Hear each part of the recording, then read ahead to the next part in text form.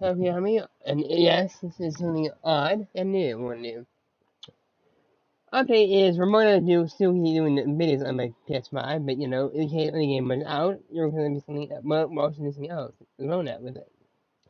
Besides me making more which I basically am giving up. I have motivation, is just dead for there. And when I do it, I sometimes miss the story and forget a lot of details, but there is a solution to this. An app is I cost you money for you per month, but you know, it's worth it. Called Peacify. And I have fanfics I want to put onto this.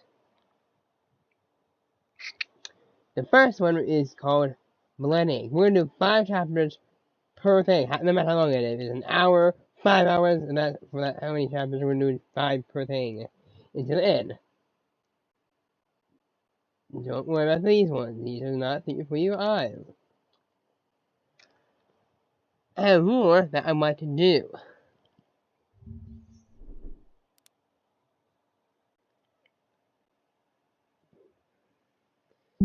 Besides doing not this one because this is already done for me, but let me show you. There you go. Let me see if it's on here. Please say it's on here because I would really want it.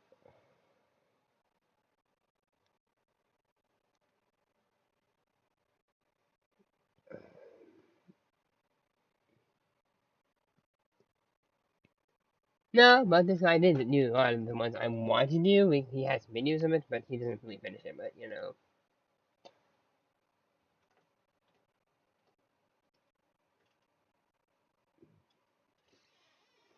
ah, the fuck. Okay, this is another one I want to do. Hey guys.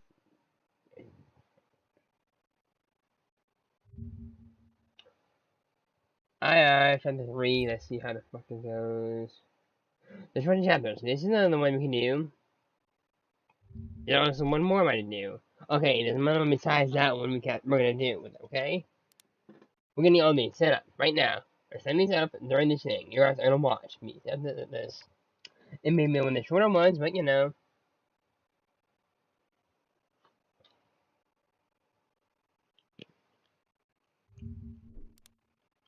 Another one. Go to watch later.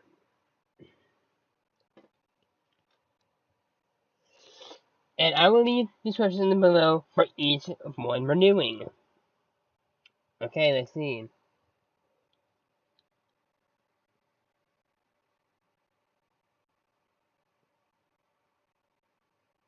You know, the ending, it ends, okay? You can't blame me for if it ends, okay? Hey guys.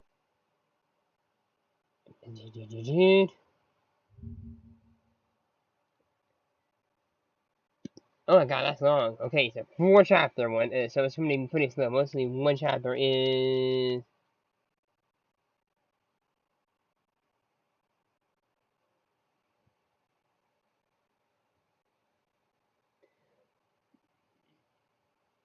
Look, if this is the ending of it, I'm gonna say it is, just because I can.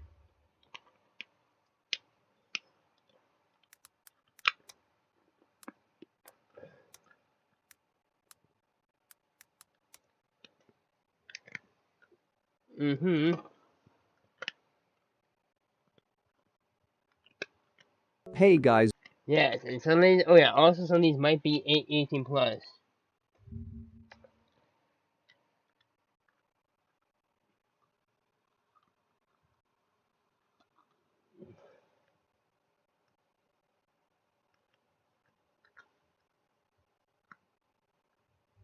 Okay, let's see what it is.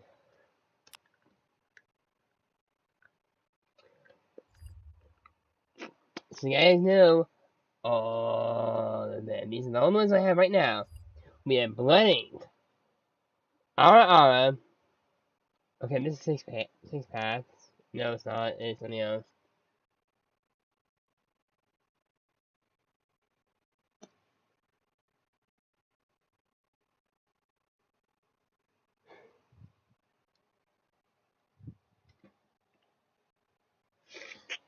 And six paths and the Wolfen thing. Look, we got a lot of videos. Planned. Each day we're gonna do 5 chapters of one. We're gonna do this, we're gonna finish this, then do this one, then this one,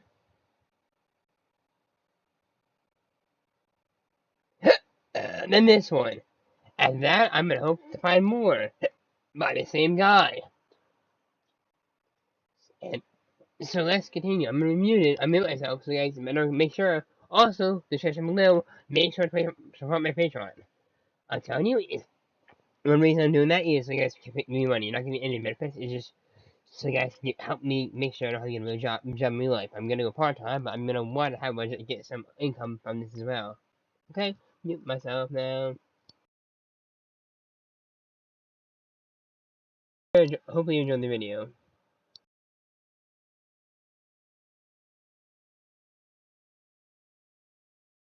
UA is a UA, and before we begin, I'd like to state some things. UA is a university in this fic. The answer is simple. I can do more with characters that are closer to adulthood, and this is going to be an adult fic in many ways. I'm gonna say make sure if you guys can't hear it, just tell me, okay? I'm gonna look at my phone for the in your comments for this shit, okay? Also, anything might be 18 plus. Anything could. It can be 18 plus or not. I don't know if anything's gonna be 18 plus or not. So if it is, I'm sorry. You're gonna deal with it. And I don't control the shit. If I hate some of them, you're gonna have to deal with it, okay? So I'm gonna check my phone. Make sure I'm gonna my phone watching this, okay? Not listening.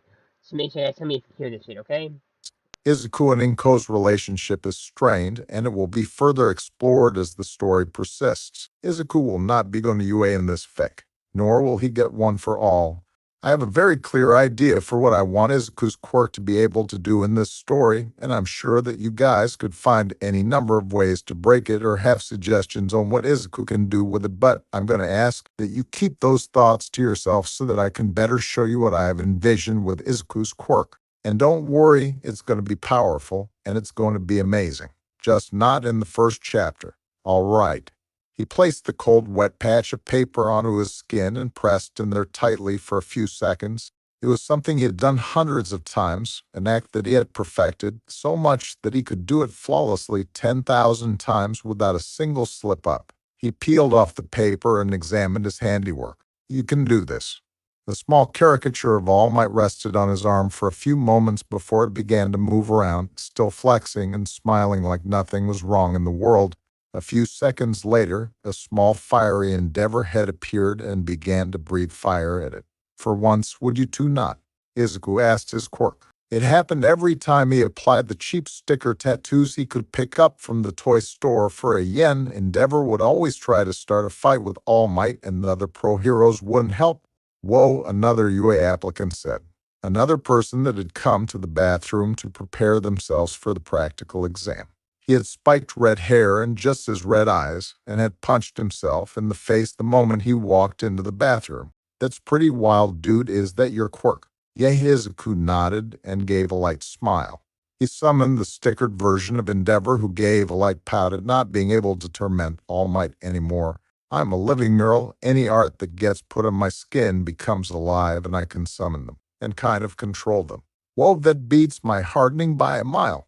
The redhead held up his hand and turned his arm into a jagged rock-like substance that actually looked like it was hard, which was something that Izuku considered pretty useful. But, why are you just putting on those sticker tattoos? Wouldn't you be better off with something manly, like an actual tattoo of like a tiger or a shark? Something manly. Leave it to a stranger to start pouring salt on an old wound that never stopped festering. You're right, I'd love to get an actual tattoo. My quirk is stronger the larger and more detailed something is. He felt like it actually being permanent would help a lot too, but he hadn't had the ability to actually prove that yet. But it's my mom. She won't let me get a tattoo. The redhead winced. That's a bummer, dude. Well, hopefully you get in. You seem like a cool dude. He extended his hand and gave a great big cheerful smile. A quirk that's all about twos is manly as hell. I'm a Jirio Kirishima, by the way. Izuku Midoriya. Izuku grabbed his hand and took in a deep breath. I hope so too. Best of luck out there.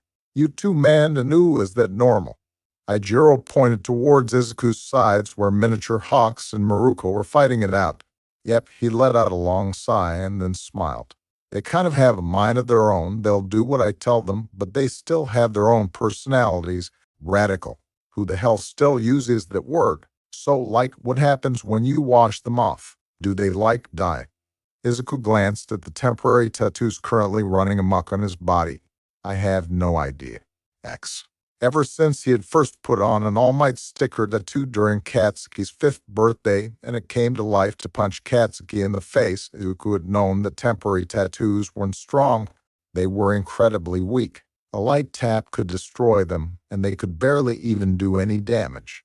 Endeavor could boil water eventually. Hawks could maybe cause a paper cut. Maruko's kicks were a bit like having a wad of paper thrown at him, and All Might just flexed. Izuku watched as his tattoos, along with his hopes and dreams, were completely and utterly crushed underneath the smallest possible robot he could have found. Given that it was still the size of a car, it wasn't all that small, but there was absolutely nothing that his pathetic little temporary tattoos could do about it.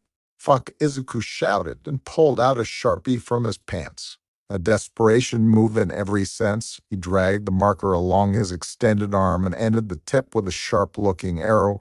Permanent marker was just about the only thing that gave credence to his quirk being stronger the more permanent the marking was. In the case of anything drawn with a Sharpie, he could use it as a weapon that was about as solid as something made of metal. With another roar, Izuku tossed a poorly drawn spear towards the robot. As expected, it bounced off. The robot turned towards him, its lone red light acting like an eye. Was he going to die in the UA entrance exams? The robot sped towards him, its armor-plated body ready to crush him. He flinched and waited for pain. Instead, he heard the sound of metal bending and tearing. He opened his eyes and saw a girl wearing a blue tracksuit. She was in his group. Her long orange hair tied in a ponytail had made her stand out. Izuku's first thought was that she was cute and had that mystical girl next door property he had heard so much about. And watching her rip apart a robot he couldn't even dent with her giant hands only caused a single thought to enter his head. This was his mother's fault. Hey, the orange-haired girl jumped down, and her hands shrank down to normal size. Are you okay? I heard you scream. Is it because you lost your shirt? Izuku let out a sigh and scratched the back of his head. No, it's just easier to use my quirk when I'm shirtless. I'm just coming to terms with the fact that my quirk isn't strong enough to do anything. Oh, her shoulders slumped and she looked down the street. Well, your All Might thingy is cute. Anyways, I gotta go. Good luck. And with that, she was off running. A moment later, the sound of her tearing apart another mech could be heard. His Miracle tattoo walked over to him and hugged his leg, her large red eyes almost making her look adorable.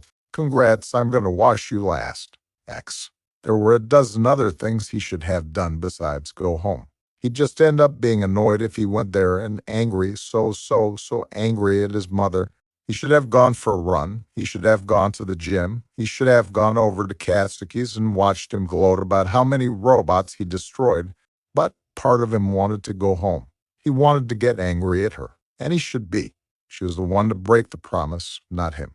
If he got good grades in high school, if he was at the top of his class, if he applied to Tokyo U, if he had done everything she asked, then he could get a tattoo. He had jumped through those loops. He had worked so hard to get his grades. He had worked so hard to study and harder still to train to become a hero. But that promise was broken. He stared at the door to their apartment for a few moments.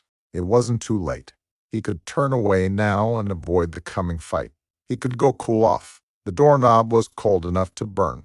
The scent of his favorite meal greeted him and made his stomach twist as the memory of that meal instantly soured in his mind. Why was she making his favorite food today?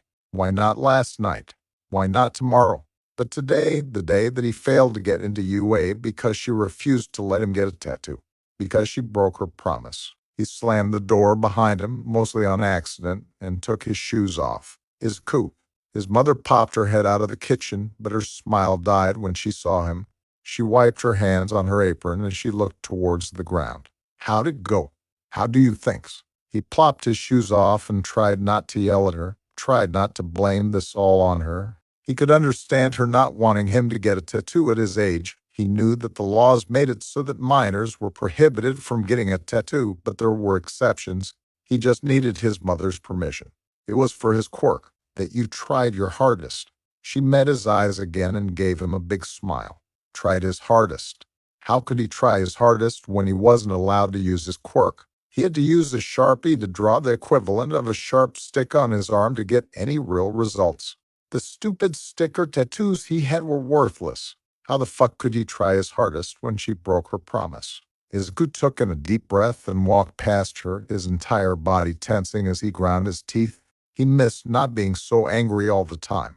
But every single time he saw his mother, he couldn't help but feel betrayed and manipulated. That's why she was cooking his favorite meal, to calm him down. A letter came. She reached into her pocket and pulled out a white envelope. A big red U was stamped onto the front. Tokyo U, the school she wanted him to go to. It's for you. I thought you could use a bit of good news. It was still sealed. At least she still respected his privacy. He nearly tore it from her hands and ripped the envelope open. The fact that this was an acceptance letter to one of the top colleges in Tokyo did absolutely nothing to cheer him up. He shoved the letter back into her hand. Congratulations. I got accepted to your school. He tried to walk away, tried to get back to his room where he could lock the door and brood in peace, but she spoke up. Izuku. She stomped her foot and flailed the letter at him. This is a big deal. You'll be able to go to college, get a good job, a good, safe job. I don't want a good, safe job. He spun on his heel and towered over her. I don't want to be whatever it is that you want me to be. I want to be a hero. And to do that, all I needed was a tattoo. That's all. It could have been on my back. It could have been on my legs. It could have been hidden so that it could only be seen when I was doing hero work. But because you broke our promise, I couldn't get one. You're the reason why I failed to get into UA, and I'm the reason why I got into Tokyo U. She started to cry. It wasn't the first time he had made her cry. It wouldn't be the last. He turned, taking a few steps away from her and towards his room. All you had to do was support me. Izuku. He could hear the sound of her breaking down once again. He found himself with zero sympathy for her. He tried to understand her. He tried to make sure that she understood him. He was clear with his intentions. She was not. She made zero effort to actually understand him. Hell, she went out of her way to misunderstand him. The dinner he ate that night was cold. X. Izuku. A light knock came from his door. A pounding lack of sleep roared through his mind, and a flash of anger greeted him when he pushed it away. He spent so much time last night just being angry. His sketchbook was filled with designs for his tattoos he'd get the moment he could.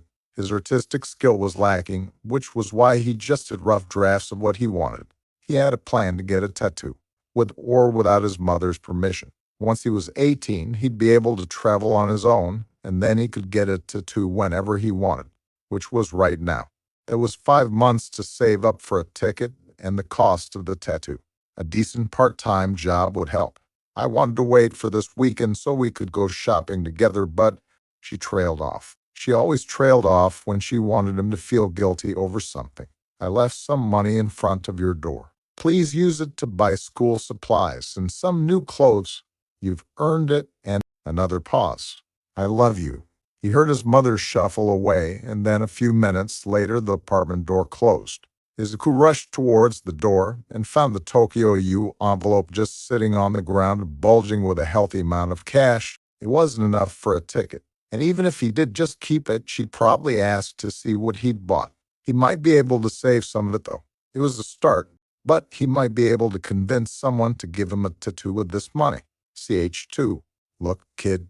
The slender woman with dark red hair and amber-colored eyes scratched the back of her head as she looked at him.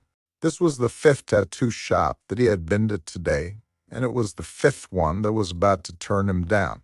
I get your sob story right, but that's just all the more reason why I gotta say it's a no-go. Izuku let his hands slide off the counter. The money his mother had given him for new clothes was burning a hole in his pocket like no tomorrow. He should have known that every single place would have refused him, and it wasn't like he'd be able to get a tattoo today since he'd have to make an appointment first. Besides, what was the point? He couldn't unfail the entrance exam. The woman continued, flipping her hand around and exposing the beautiful tattoo of a female samurai on her arm that had drawn Izuku. I'm sure that every single artist would love to work on you. What makes you say that? He looked around the room for a moment. It was clean as the classification of tattoos being a medical procedure made the few parlors in Tokyo as clean as a hospital. Numerous photos of tattoos decorated the room, and an entire binder of designs sat ready for people to browse through. The woman snorted and laughed. Are you kidding, kid? Do you have any idea how many tattoo artists would love to watch their artwork come to life? Shit, just thinking about it gets me all kinds of fired up. I'd pour my heart and soul into that piece. She stretched her arms wide and spun on her stool. Every single one of these would look like amateur hour. With her tattooed back towards him, he could see the intricate workings of something amazing on her back. Her arms fell and she let out a low and annoyed hiss. But that's part of the problem, yeah. I put my best work on you, and you start trying to be a hero, and people are going to start asking where you got it. That leads them back to me, and then I lose my license. Bitterness and disappointment did not make for a good mood.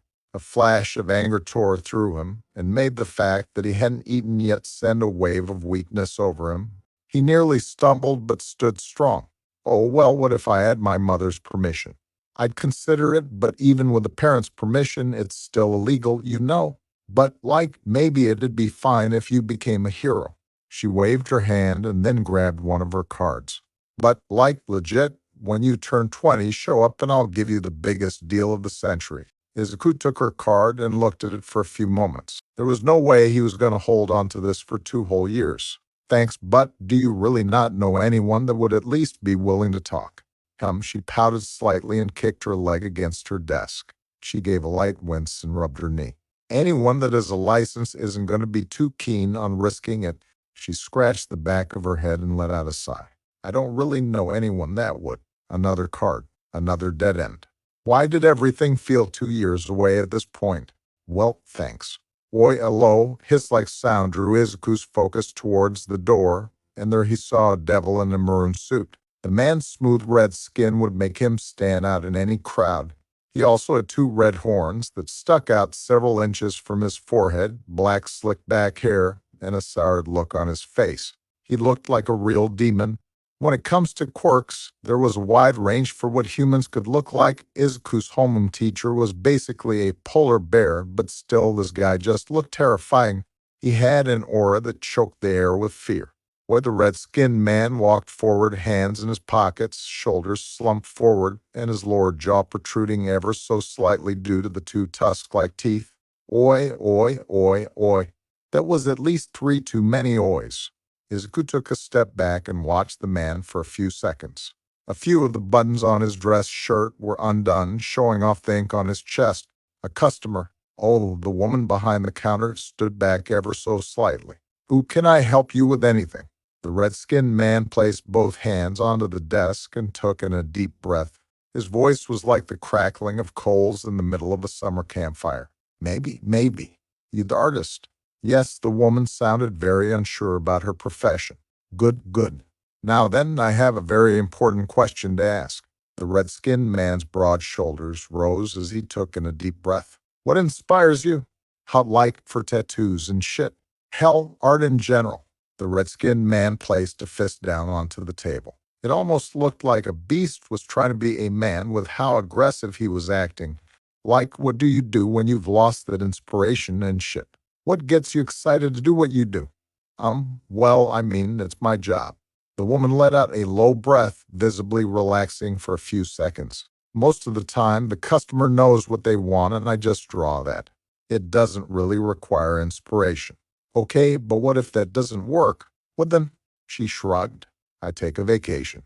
None of that shit's good. The red-skinned man pushed off the counter and waved his hand. He rolled his shoulders and gave a short nod. Thanks for your time. Despite the brief hint of relief Izuku felt when the man walked out of the building, Izuku found himself stumbling forward. His voice was caught in his throat for just a moment, and the fatigue from skipping lunch was catching up to him, but still he pressed forward. Hey, he shouted louder than he intended. Wait, Abe, the red-skinned man glared at him. What you want, a green bean? I've been looking for someone to give me a tattoo all day, but I'm underage. Why the fuck should I care? The red-skinned man walked towards him again. He wasn't exactly looming over Izuku, but he was still more than a few inches taller than Izuku's own 5'8". She can't even ink other members. This ain't no charity case. No, wait, you're not understanding. Izuku held up his hand like he was trying to push the man back. It's my quirk. A single bushy black eyebrow told Izuku to get to the point. My quirk, it makes stuff drawn on me come to life. That's why the growl of his stomach ended his sentence. The red-skinned man pointed towards a nearby ramen shop. You want to talk about it over some ramen? X. So you mean to tell me that the red-skinned man picked up the large bowl of ramen and began slurping like he had come crawling out of some anime, only without the mess? When he placed the bowl down, there was a noodle that had gotten wrapped around one of his tusks, which he quickly slurped up. You tried to be a hero but couldn't cause you didn't have a tattoo, and that you couldn't get a tattoo because of the strict laws and a strict mother. That's fucking bullshit. Ooh, oh, they still haven't introduced themselves yet. Despite the red-skinned man having polished off nearly 2 bowls of ramen already. Wait, was he going to have to pay for this? Izuku said with a smile and looked at his own nearly finished bowl of ramen. Izuku Midoriya. The red-skinned man's eyes went wide for a moment. Yeah, Izuku raised an eyebrow in response. It wasn't every day that someone reacted to his last name like that. The red-skinned man shook his head and rolled his shoulders. It's nothing anyways. I'm Tanaka Yamato. Nice to meet you. Tanaka grunted and leaned forward onto the table, signaling for another bowl of ramen. I do just have to ask though, why do you still want a tattoo? I mean, a place like UA isn't going to give you a retest or anything, right? So why not just wait? Because Izuku bit his lip, Tanaka had a point. Why did he feel so desperate to get a tattoo right now? Was it because he felt like he was owed one? Was he just frustrated that he failed? Why? Because he repeated and stared at the ceramic bowl that had just been placed in front of Tanaka. He clenched his fist and then sighed. I don't know. I guess I just want to know if I could have made it. You want to test your limits. I can dig it. Tanaka began to devour his third bowl of ramen with some loud slurping action. That's what I do every chance I get. But another question. The bowl was half empty when it was placed down, and Tanaka gave Izuku a glare that on anyone else would have looked like a pout, but on Tanaka it looked like Izuku was half a syllable away from losing a limb. How does this help me? Izuku felt his voice crack just by drawing in a breath. Well, everywhere I've gone, they all talked about how much they wanted to tattoo me. That the idea of seeing their work come to life was an inspiration. So I don't know, maybe it'd be the same for whoever it is you're trying to help. Tanaka leaned back in his seat and crossed his arms, his yellow eyes closing while he stroked his chin. I'm not the artsy type, so I really wouldn't know how this inspiration stuff works, but I've been trying to get her inspired for a while now. I got her a computer, a bunch of paint stuff, and even a giant brush, but all she uses that for is whacking me upside the head. So far, nothing's really worked. Izuku hummed and nodded along to what Tanaka was saying. Can I ask about her? Who the girl you're trying to inspire? Oh, right, my little sister. Ori. Tanaka leaned forward with a great big smile on his face. She's the best tattoo artist in all of Japan. It's her quirk or something. I'm not 100% sure about what's going on with everything she does, but she's unlike any other artist out there. Here, let me show you. He undid a few more buttons of his dress shirt and revealed a tattoo he had on his chest. Rich, vibrant colors, exquisite details, and a powerful design made the dragon on Tanaka's chest look like it wasn't a tattoo but a painting or a still frame from a high-budget anime. The tattoo was everything Izuku had ever wanted, something that looked powerful, that looked solid, that looked like it was already alive. He could picture the dragon curling around his arm, a faint, almost unnoticeable sensation as it roamed around his skin, and the peeling sensation as the dragon launched from his arm attacking some unnamed foe. That's amazing. Right, is she so talented?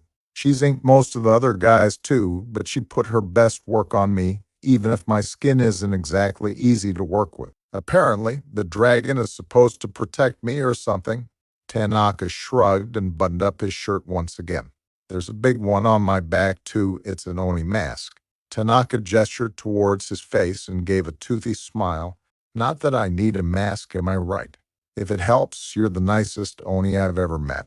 Izuku gave a small shrug. Tanaka let out a short laugh and slapped his knee. Have you even met another Oni? Nope, but I had a crush on a Tanuki before. Another fit of laughter escaped Tanaka. All right, Izuku, I think you might just be worth a shot. What do you say? Want to come with me and see if my sister will link you? The answer was obvious. X.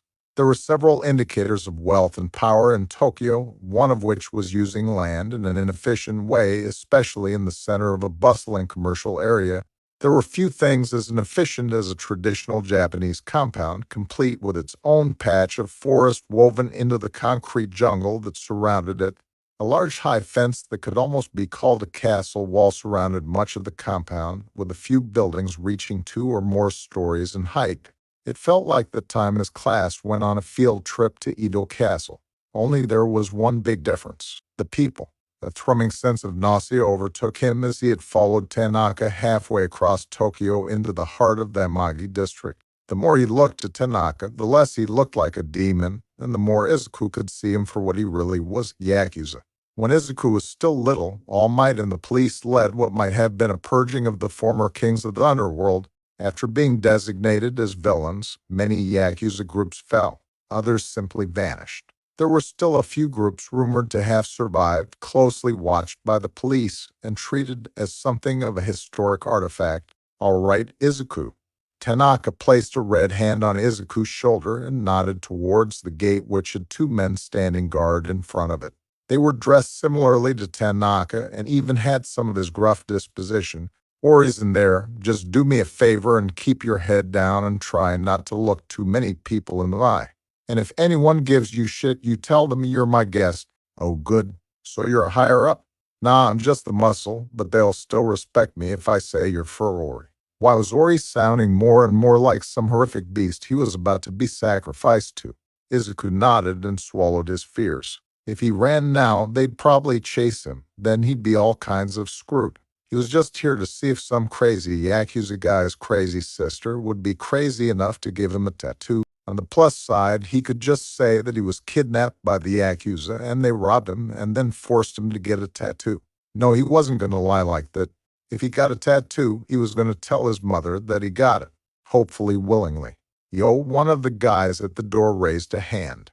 Tanaka, I swear you get uglier every time I see you. You didn't get into any fights today, did you? I told you so. Tanaka scratched the back of his head and then gestured towards Izuku. I was out looking for inspiration for Ori. Sho glanced over towards Izuku. The cigarette in his mouth and the tight fit of his suit made him look like one of those classical high-up Yakuza members. That raised the question of why someone like him was guarding the door. This kid's the inspiration. Yet his quirk is wild. Just wait, Ori's going to be so excited. Tanaka, my man, you didn't kidnap this kid, did you? 'Cause Granny ain't gonna like that if you did. What? Tanaka took a step back and looked at Izuku. No, he's here because he wants a tattoo. I mean, I even bought him ramen and stuff. This isn't a kidnapping. Besides, he's like 17. I'm kidding, Tanaka, sheesh. Anyways, just make sure he doesn't cause any trouble. Sho waved his hand and took back his position of leaning against the wall. They passed without incident through the first gate that led to a long, thin courtyard surrounded on all sides by high walls. On the other end was another gate, the actual main entrance to the compound. Tanka led Izuku through the main courtyard before they turned towards a garden complete with a well-maintained koi pond. This place felt like it was far too nice to belong to the Yakuza. Maybe they just all worked for that granny person Sho mentioned, and she just really liked Yakuza aesthetics. Maybe she was the wife of one of the leaders that got taken out. There were so many questions buzzing through Izuku's head, and answers seemed far too dangerous to get. They arrived at a small house separate from the main building, but larger than his mother's apartment. Oi, Tanaka shouted as they approached the building. Sis, I got a surprise for you. The sound of bottles banging and a few cursed words echoed from inside the building before the front door opened. What the hell do you want, dumbass? Of all the things Izuku had been expecting, Ori to be attractive was not on the list. ch3. With the exception of her pale horns, there was very little that made Izuku believe that Ori was related to Tanaka. The summer yukata she had on in the middle of winter was half falling off of her body, revealing her pale, smooth skin in far more places than Izuku would have thought possible. A traditional white chest binding preserved her modesty as one sleeve of her dress dangled uselessly at her side. The edge of a tattoo could be seen on the top of her shoulder and a bit on her upper arm as well. Her right thigh was exposed, revealing the top part of a cherry blossom tattoo that appeared just as lifelike as the dragon on Tanaka's chest. The sharpness of her lone blue eyes seemed to stand out amidst her long snow-white hair that was tied into a wild ponytail held in place by several large pins, somehow concealing her left eye from him. On her cheek was the kanji for dumbass, and the still wet brush in her hand was the most likely culprit. The scowl she wore on her face seemed like it was simply meant to be there. She basically looked like the insanely beautiful girlfriend of a Yakuza member, and she probably wasn't the same one in the relationship. Ori glared at him for just a single second before glaring even harder at Tanaka, the wet paintbrush in her hand ready to be flailed around like a deadly weapon. "What the hell are you shouting for, dumbass? I was this close to coming up with something to paint. Is that why she had dumbass on her cheek? And who the hell is this?" Izuku found himself facing the moist end of the brush. "Oh, well, I was trying to figure out how to inspire you." Tanaka scratched the back of his head, and the image of the gruff Yakuza muscle that Izuku had first seen was completely replaced by a bone-headed and doting brother. "And I found Izuku. I don't care who he is." Ori pointed the brush at her brother again. "Why the hell didn't you call? We have cell phones. Just because your skull is twice as thick as normal doesn't mean your brain is any smaller." "Actually, it is," Tanaka answered proudly. "Remember, we got those x-rays." Ori's arm fell and her face took on a slightly sour look of defeat. She let out a sigh and looked towards Izuku again. "All right, kid." Why was everyone calling him kid? Why the hell would you follow someone that looks like that? She gestured towards her brother and then towards the compound in general, into a place that couldn't be more clearly labeled Yakuza. "Because she looked him up and down, I don't think you have what it takes." The fact that Ori had at least an inch or two on him, without her horns, became very important, in large part thanks to her smug look that was amplified by her single visible eye, especially with how deep of a blue it was. "I came because I want a tattoo," Izuku said firmly. If it was some scary Yakuza guy or Tanaka, he might have been a bit more gentle, but there was something about the smug, condescending nature of Ori that was driving him crazy. "Oh," Ori crossed her arms and raised an eyebrow. "And what makes you think I'll just give you a tattoo? Because you'll want to." Izuku rolled up his sleeve and presented his arm to her. Once Ori let out a laugh. "What makes you think I'll want to ink you up? There are plenty of other people I give a shit about that would make a better canvas than you." "Why would I waste my quirk on you?" "Shorty." Izuku winced at the term. It wasn't that 5'8" was short, but that Ori and Tanaka were simply tall. Hell, Izuku was pretty sure he was taller than Sho, and he was the guy that guarded the front gate. He let out a deep breath and then looked at her brush. "My quirk can make the things drawn on me real." "Bullshit." Ori spat, glaring at him. She looked at her brother for a moment. "Is this why you brought him here?" "Well, yeah," he sounded desperate, "and I figured that something like that would get you excited." Tanaka flailed his arm around. "I mean, it sounds cool, right? Just imagine like a dragon coming out of him. He'd be like that panda in that movie we like to watch." "Did you see it happen?" Ori shook her head and rolled her eye. "You have a brush?" Izuku pointed towards her hand. "Why don't you draw on my arm?" She looked at her brush and then looked at his arm. With two quick stomps that caused her bound chest to bounce more than a bit, she stood in front of him and grabbed onto his arm. "Fine, but I'm going to draw a dick." "Why, do I look like I'm mature enough to not draw a penis on some cocky brat?" Well, she did have dumbass on her cheek. Her brush strokes were smooth, even, and fluid. In a single motion, he had a crudely drawn penis on his arm. Well, Ori whacked his arm with her brush again. "When's it going to work?" Half of him was tempted to take the dick off his arm and tell her to go fuck herself. With a sigh, Izuku grabbed the penis and held it up off his arm. Silence. "Well, so you're laminated. Big deal. I've seen you do videos like that." Ori remained unconvinced. Is that all it does? Tanaka's shoulders slumped. Man, now you're making me look like a chump in front of my sister. I thought you were cool, Izuku. Now I see why you failed the UA entrance exam. He should have done this from the start. He tossed the dick behind him and grabbed one of his temporary tattoos. He stuck flexing All Might. Once again, he was greeted with silence as All Might moved on his arm, flexing and acting like an arrogant asshole, just like he always did, only this silence was an awe. See, he asked, and then forced All Might off of his skin. The small tattoo version fell off of his arm and looked more than a little stunned at everything.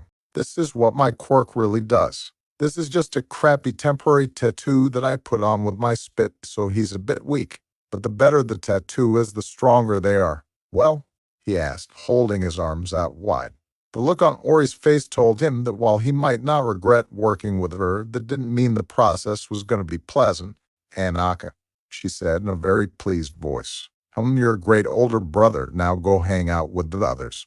She grabbed Izuku's bare arm and pulled him towards her. He caught a glimpse of her left eye when her chest met his, a slight red glow filtering out from beneath her snowy hair. I feel inspired. All right.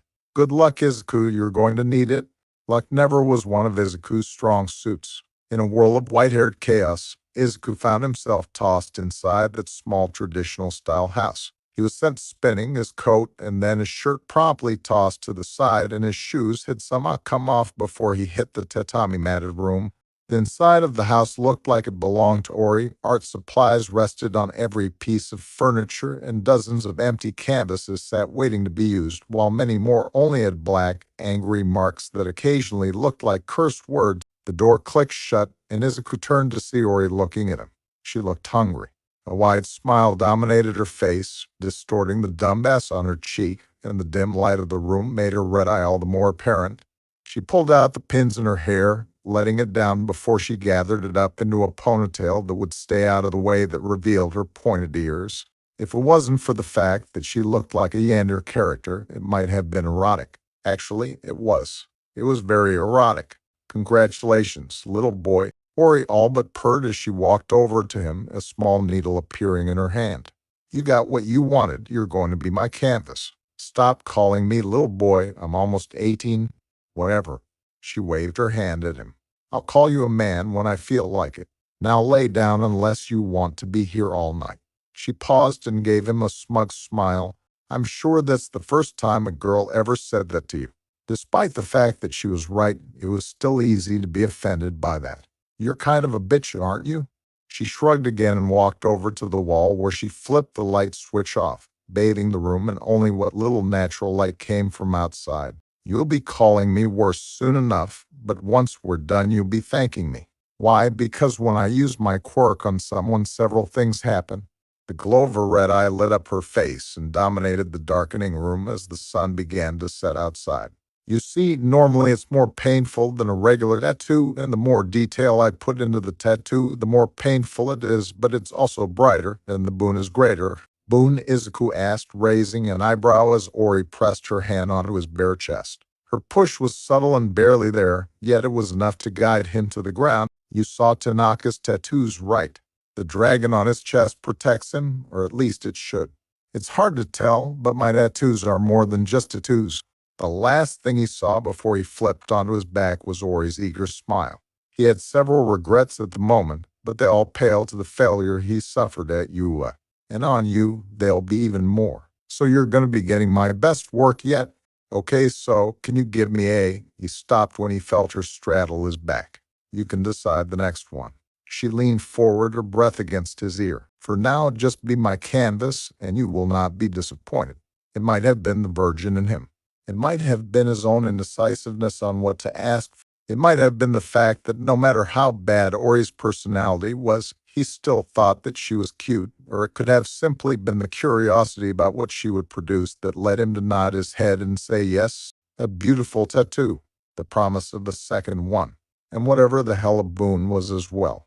You know, he started, smiling at the blank canvas he could see across the room. With how our quirks work, we might make a scream escaped him as he felt her needle press into his back. When she had said it would hurt, he did not think that it would be quite so bad. A light prick maybe, like a shot at the doctor's, maybe a nasty scrape. But this felt like his skin was being burned and peeled off all at once, only to be stitched back on with a rusty needle. The pain came and went like waves, giving him just enough time to come back to reality before he succumbed to the pain once again. Only the slight touch of Ori's hand that was like a cool ice pack on his burning skin kept him grounded as to why he was here. He was going to get a tattoo. His first tattoo. He would bear through this pain and prove to himself that his quirk was amazing. Still, it felt like it was taking forever. Oh, he heard Ori and felt her pause for a moment. Well, hello there. Can you move your head just a bit? Izuku tried to move his head but found Ori held it tight. Not you, your tattoo. She could talk to his tattoo. It was already moving. He wanted to see it. Thank you, she said sweetly, and the pain resumed. He no longer screamed with the pain, but that didn't mean he could speak either. At some point he had been given a leather belt to bite into to help with the pain. He wasn't sure if it did. Pain and time blurred into one existence of pure suffering that seemed inescapable. And then it was over. Done. Ori let out a long yawn and stood up from his back. He heard one of her joints pop at least once. Now come on, let's go outside. I want to see him. Izuku could only nod as Ori pulled him up with a firm hand. He barely managed to walk, his shoulders still aching with echoes of pain that might never go away. But as he stepped outside, he saw something on his upper arm move for just a moment. He had a tattoo. He glanced up at the sky. It was orange, just like it had been when he first entered the building, only this time it was sunrise. For her part, Ori looked dead tired. Her already scattered appearance looked even more so, with her white hair a wild and untamed mess and the dumb bess in her cheek reduced to a mere smear. Despite how tired he was from the pain and from not sleeping, he never felt better. Was this her boon?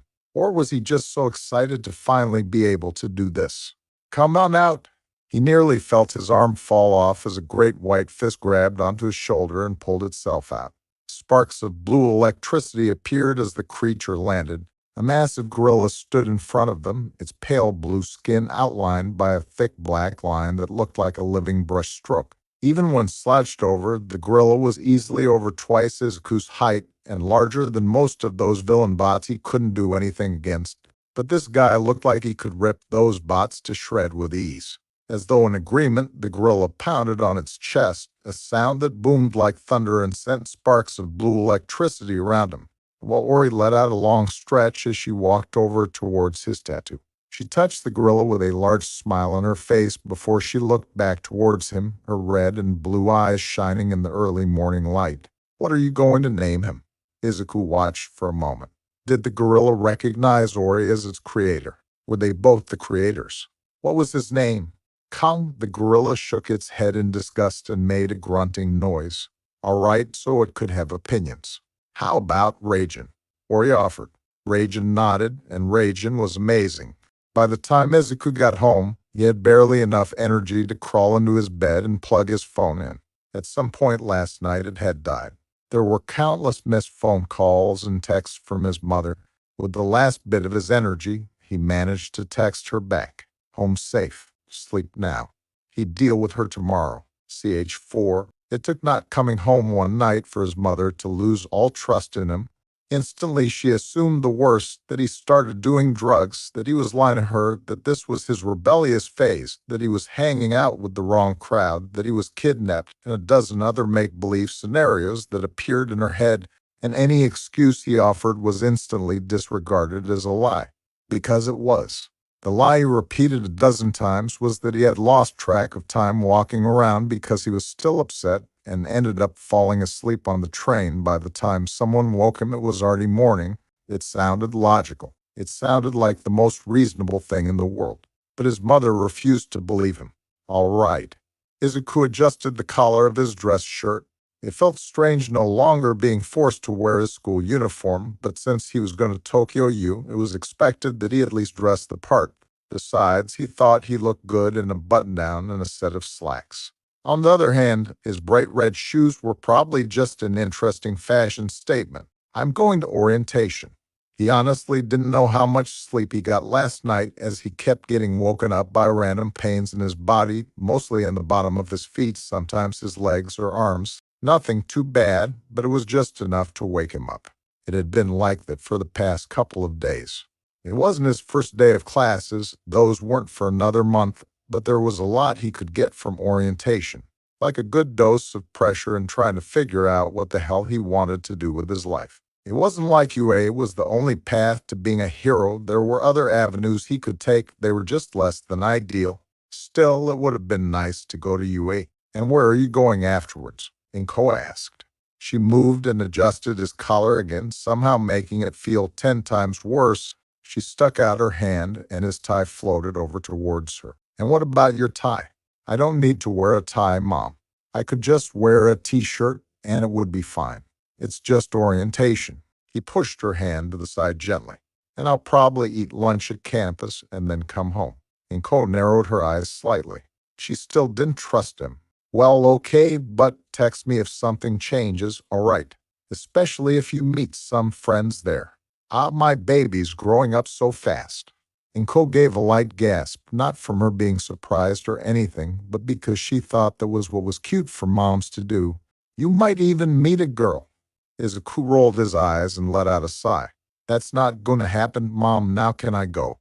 Yes, and remember to text me where you are. Inko held up his phone and handed it to him. Please, Izuku sighed. I'll try. He really needed to thank Katsuki's mom for talking Inko out of putting a tracking app on his phone. That would have been way too much. It wasn't even like he was even going to do something he shouldn't. Technically, aside from gonna Yakuza place one time for an illegal quirk-based tattoo from a crazy woman that was the very definition of a hot mess, he hadn't ever done anything remotely bad with his life. It was hard to believe that was over a week ago, but if he closed his eyes, he could still feel the sensation of Ori burning, ripping, shredding, and all around inflicting a great deal of pain into his back for the sake of getting a tattoo, and it had been rewarded. Keeping Raijin a secret from his mother sounded like it would have been a monumental task that bordered on the impossible. However, Izuku quickly realized that he could freely move his own tattoos. That made it so much easier to just hide Raijin whenever he wanted or where Raijin just wanted to be. Currently, Raijin was hanging out on his arm doing tattoo gorilla things. By Izuku of A, the door was shut behind him and he headed towards the nearest station. Thankfully, Tokyo U wasn't terribly far from his mother's apartment, but it was far enough that he might be able to justify moving to a student dorm close by. Things to think about for sure, but more pressing was the great ape currently hanging around on his skin. Having Raijin and not knowing what exactly he could do was killing him. He finally had a tattoo that could do more than just be a neat party trick. He wanted to take Raijin somewhere and just watch him go nuts on something, but the chance simply hadn't come to him yet. He's still at school, and now his mother was watching over him like a hawk, not to mention he couldn't just bring out his quirk in public for no reason. He needed to get away, go somewhere where he could summon a giant gorilla and not be judged. Especially once said gorilla actually started to destroy stuff.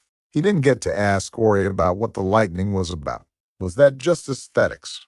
Raijin's base tattoo had those bits of lightning around him so they could just be there for show, but what if they weren't?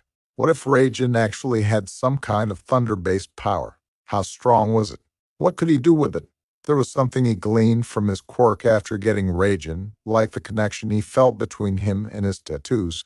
It was loose, more empathetic than anything, but he could feel that Raijin was just as eager as he was to get out into the world and show off. What he didn't know was whatever the boon was that Ori had mentioned. He didn't feel any different, but she said the dragon on Tanaka's chest was supposed to protect him. How did that work? If a dragon was protection, then what was a gorilla? And wait, wasn't a dragon tattoo only for higher-ups? Wasn't Tanaka just the muscle? Or was that just some myth he picked up from something? Maybe he knew absolutely nothing about Yakuza culture beyond the fact that Tanaka looked like a demon and Ori acted like one. Orientation was boring as hell. It was just a giant welcome party that went over what the campus had to offer, like the food court, or the gym, or their arts program, or the fact that the college existed. They even had a few alumni giving a speech about how great they were for going to Tokyo U. It just felt hollow. He had dreamed so much about being a hero that he had completely tossed away any other alternative. He had a meeting with some counselor to help him out with that in about 2 hours. The meeting wasn't expected to last longer than 30 minutes. 30 minutes to figure out what he was supposed to devote the rest of his life to. Izuku glanced at the mediocre food that he had absent-mindedly devoured before he leaned back in his seat. At least the food at Tokyo U was pretty good. With a heavy sigh, he leaned back in his chair and stared up at the ceiling. What am I going to, Ori? A pair of pale horns tipped with red and a piercing blue eye that could make the sky jealous greeted him, along with a smile that reached her eyes, and then some. Yo, if it isn't my favorite Candace. She swooped past him and took the seat across from him with an expert level of grace that her long black skirt flowing like she was in a dance. She looked completely different and yet the same from when he had last seen her just over a week ago. Her long, snow-white hair was straight and loose, with some of it falling around her horn to cover her red eye again and part of her smile. She had on a loose white blouse with only the top button undone and a black vest that hugged her curves tight. Her long black skirt was slanted to one side, showing off just a bit of her long tan boots. You look like you're trying to be a pirate on Casual Friday. Izuku tried not to get caught too off guard by her smile. He could still feel the pain of her quirk. How you're the first one to get that. Ori clapped her hands and put one boot up on the table. Check out these new boots I got. I think they just scream yar, give me your booty. Yeah, they do. Izuku blinked and then shook his head. Wait, what are you doing here? What do you think? She shot her arms out wide and gave a big grin. I'm a student here, art major. Or at least I was. Haven't actually taken an art class in a while, but I am next semester. In the meantime, I hang out and eat the food. What about you? What's your major? Izuku just shrugged. Ori snorted and took a bite of her food and hummed before she pointed her finger towards him with a snap. Mood, but hey, you find something. Worst case scenario, you go like business or something. I don't know, you seem smart, but not like computer smart. I think it's the freckles. My mom wants me to be a doctor. Everybody's mom wants their kid to be a doctor. Ori snorted and waved her hand like it wasn't any big deal. She leaned forward, one elbow on the table as she rested her cheek on her palm. He could nearly see the glow of her red eye as her smile grew again. But enough of the boring stuff. Have you let Raijin out? How is he? I haven't had a chance to let him out, but I guess he's fine. I think he might be a bit bored. Izuku shrugged and then tapped on the table lightly. I remember you mentioning something about a boon. What's with that? Oh, she stopped smiling and waved her hand like it was no big deal. She moved her hair for a moment and flashed her red eye at him.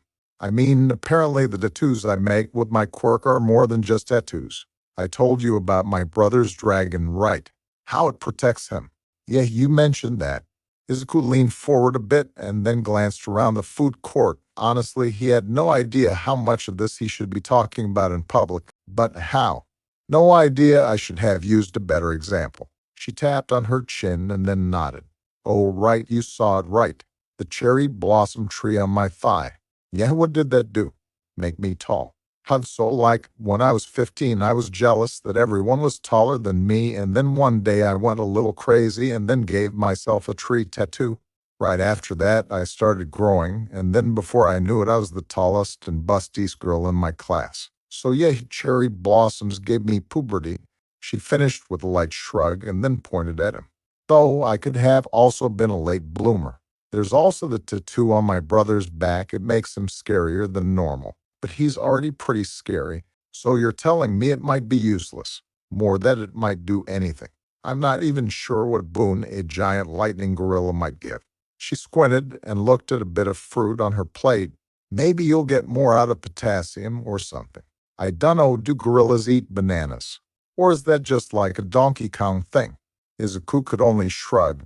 All right, but not that I'm complaining or anything, but why a gorilla?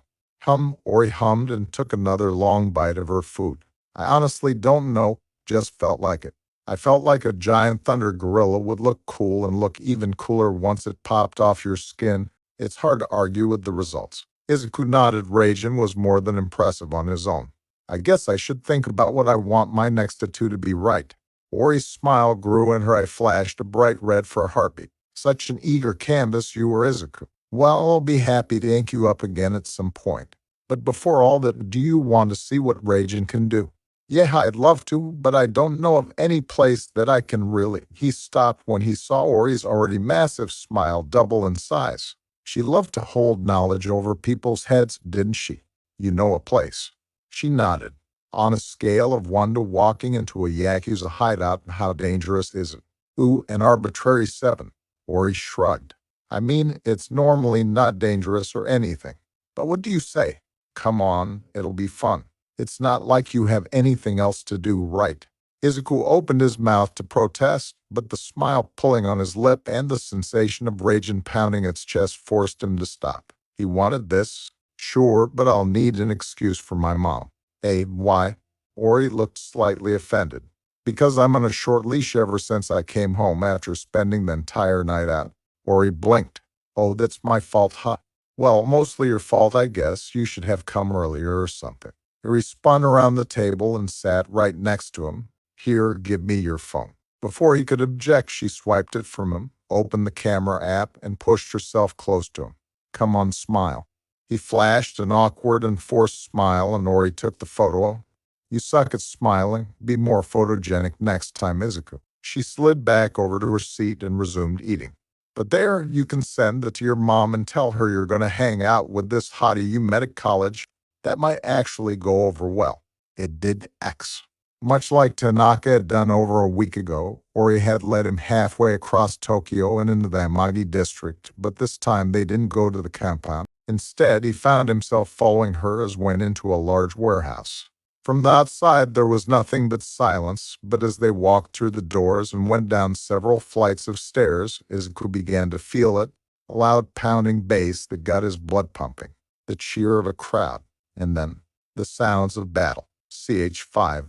If stepping into the Yakuza compound had been like stepping into another world, walking down into this fight club was like walking into hell itself. With just a few short steps, his heart was already pounding to match the endless beats that seemed to engulf everything around him. The lights were flashing and the people were closing in around him. There were so many of them and of so many different kinds. Street thugs, students, businessmen, Yakuza members, and so many more all stood cheering, shouting, and clamoring for the attention of men behind thick glasses. They bet on the winners of the fight.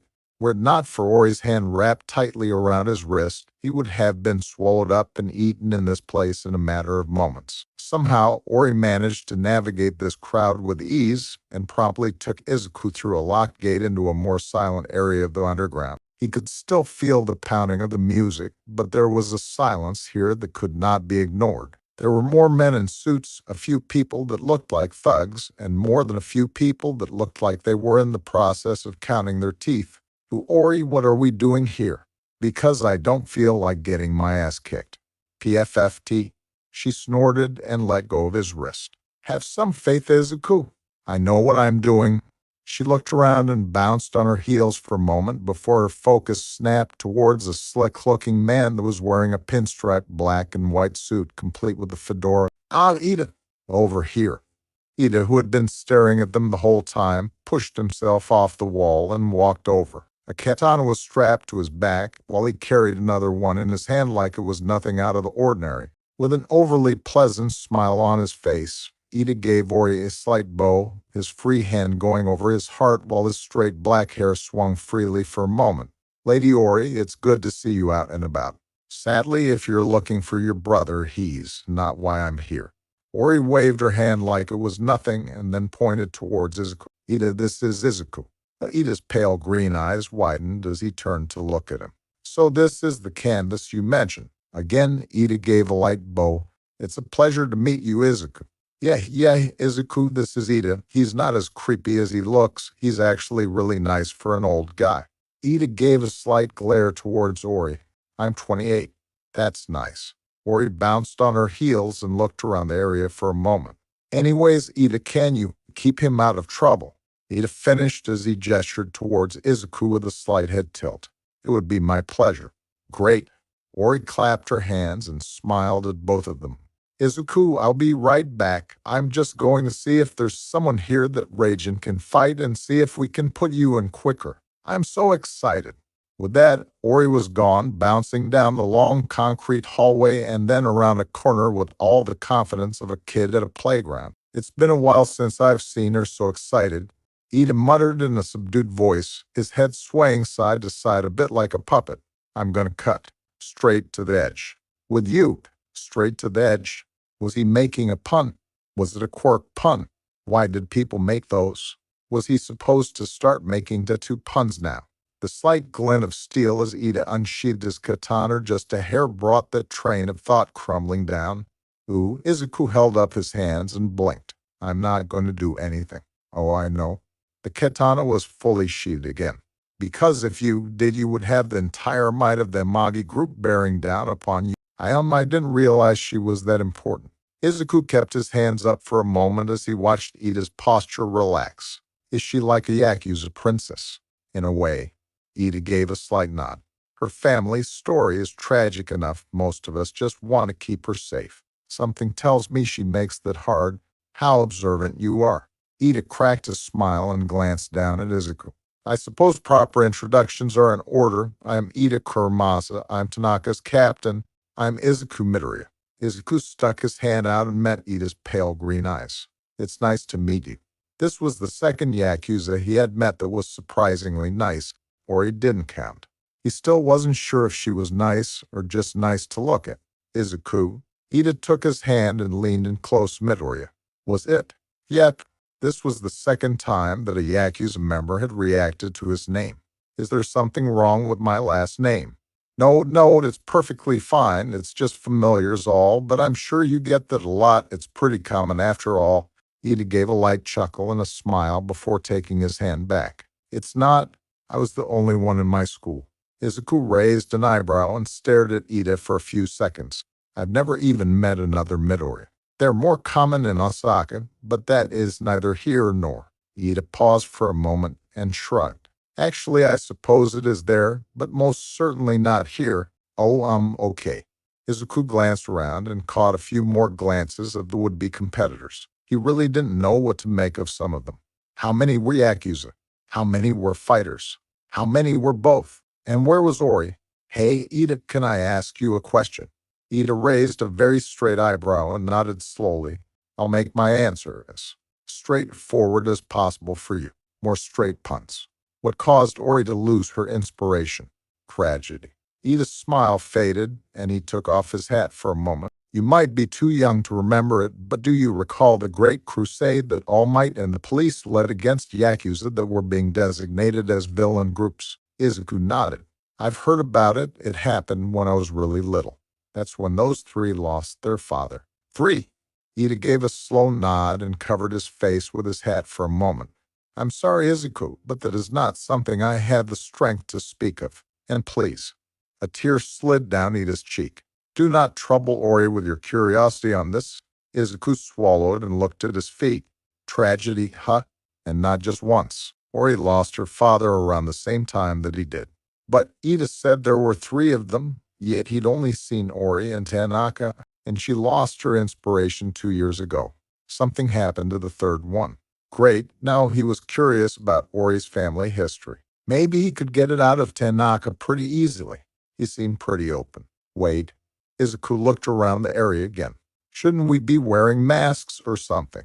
Ida dried his tear and placed his hat back on top of his head. You're thinking of the underground masquerade.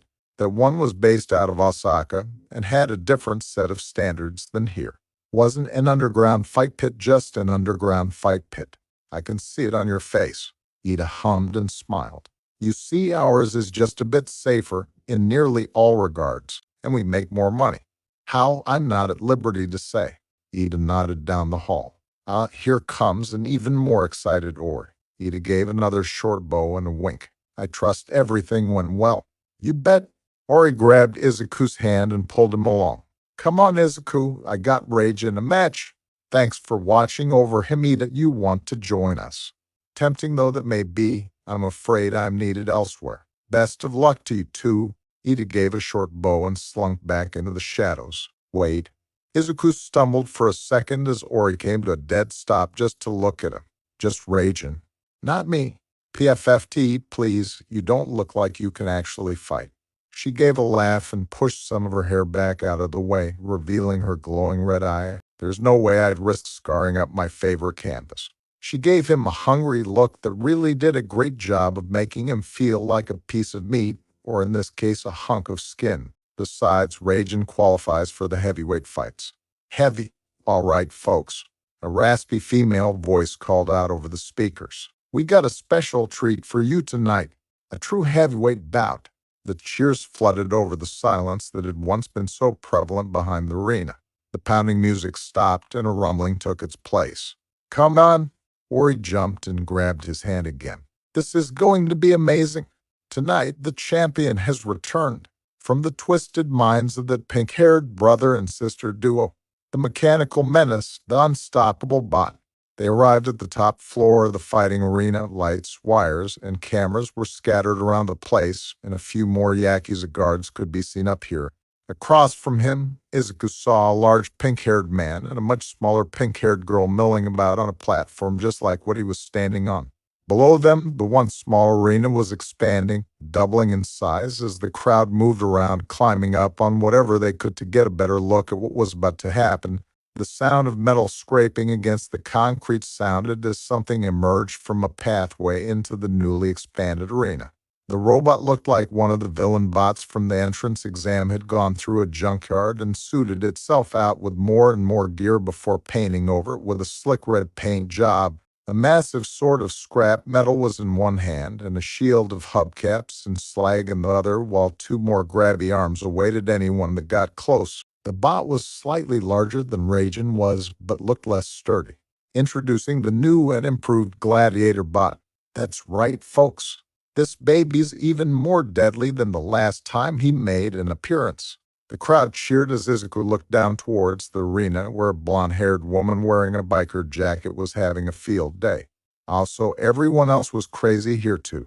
And now, before you all dive into a betting frenzy, let's introduce the only thing crazy enough to go up against it. The lights flashed towards them, bringing with them every set of eyes, a collaboration of quirks, a beat Izuku, or let Izuku stuck out his arm and willed Ragin out. He felt the great ape swing into action, its hand pressing on Izuku's arm before his sleeve exploded. Ragin flew through the air, a powerful roar escaping him before he landed with enough force to shake the area. Ragin. The crowd roared and more than a few whistled. The thunderous ape made not of flesh and bone, but ink and lightning.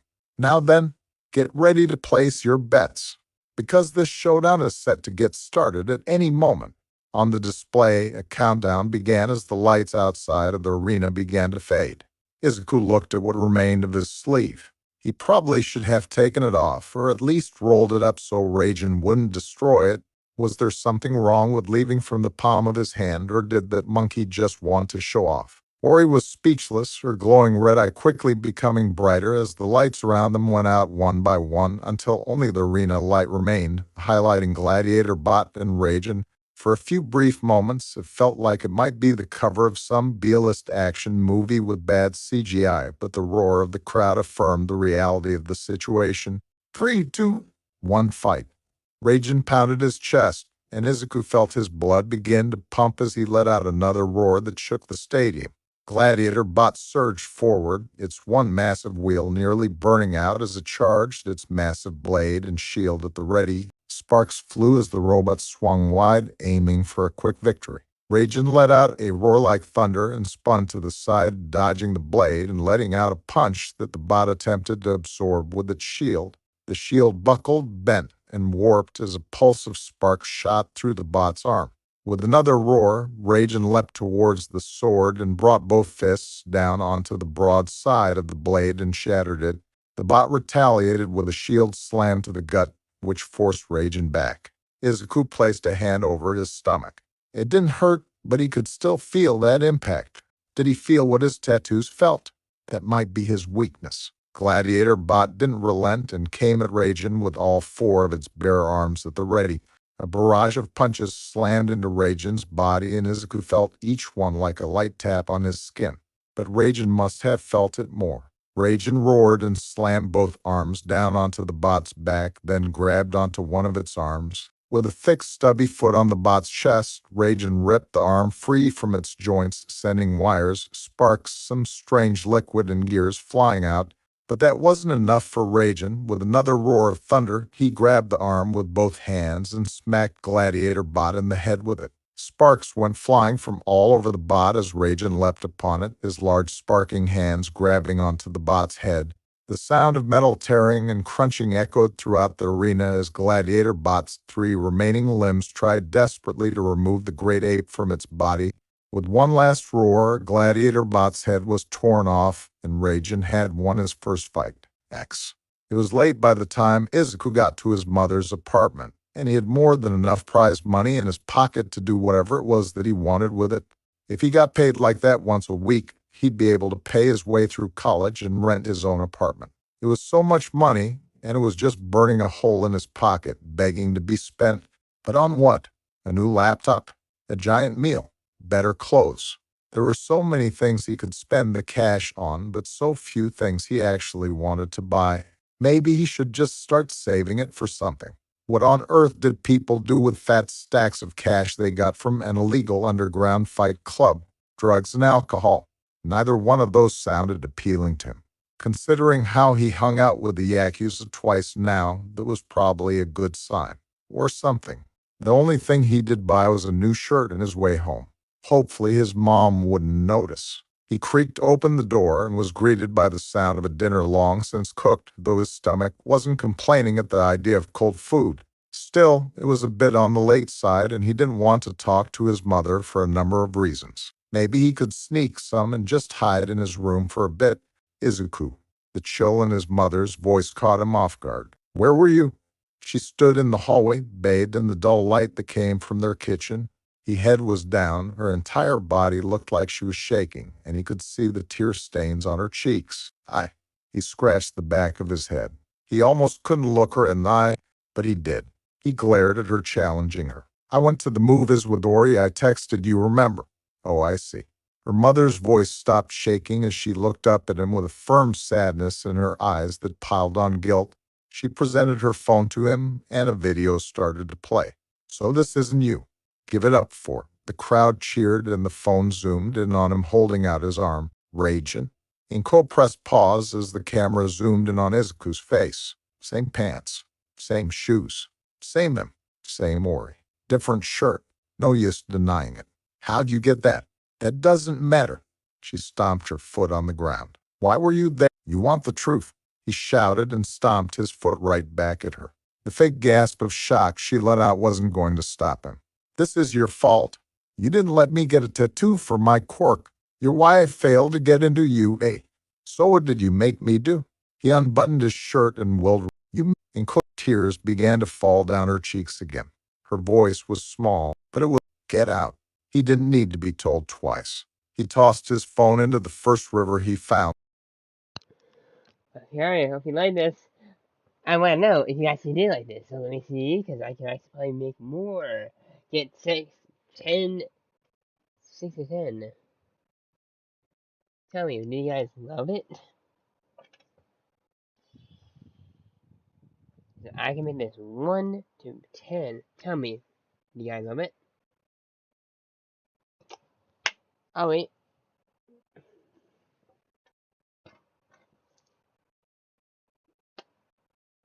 Wow, you guys don't want to do anything?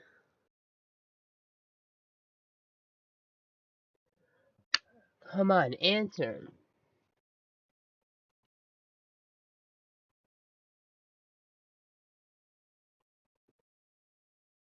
Okay, so no one's gonna answer.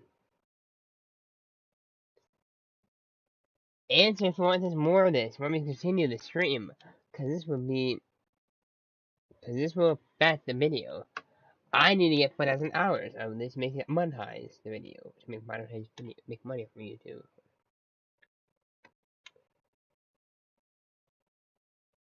Come on, answer, please. I want to know if you guys want more or not. Make this a 10 out. Make this another more chapters.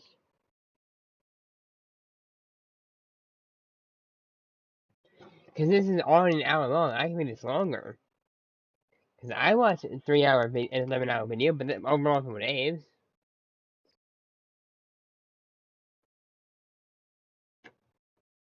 I'm in the chat then.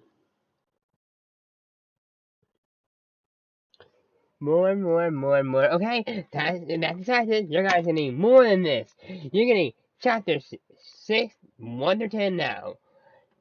Because I did 1 through 5 now. It's 1 through 10. Blood ink. I gotta do this actually, so let me see.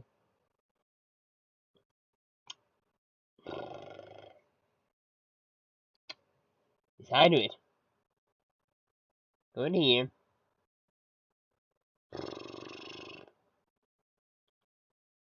Copy.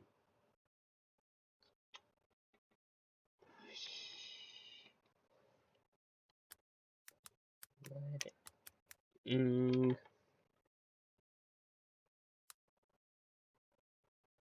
Okay, next. I'm only going to have chapter 10 for today, okay? Tomorrow, we're going to do more, okay? Tomorrow we're doing more. Just today I can only go up to this much, because I'm not going to kill myself.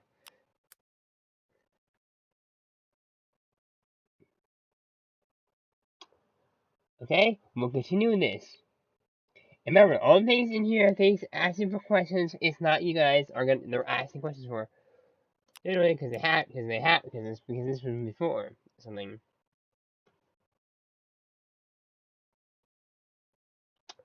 Like, I'm remembering some of the video, but that's only because since I didn't watch the guy, I did watch some of it, so I didn't really.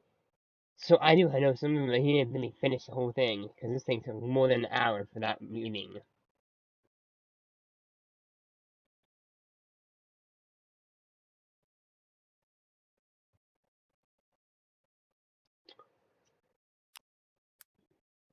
Okay, ready?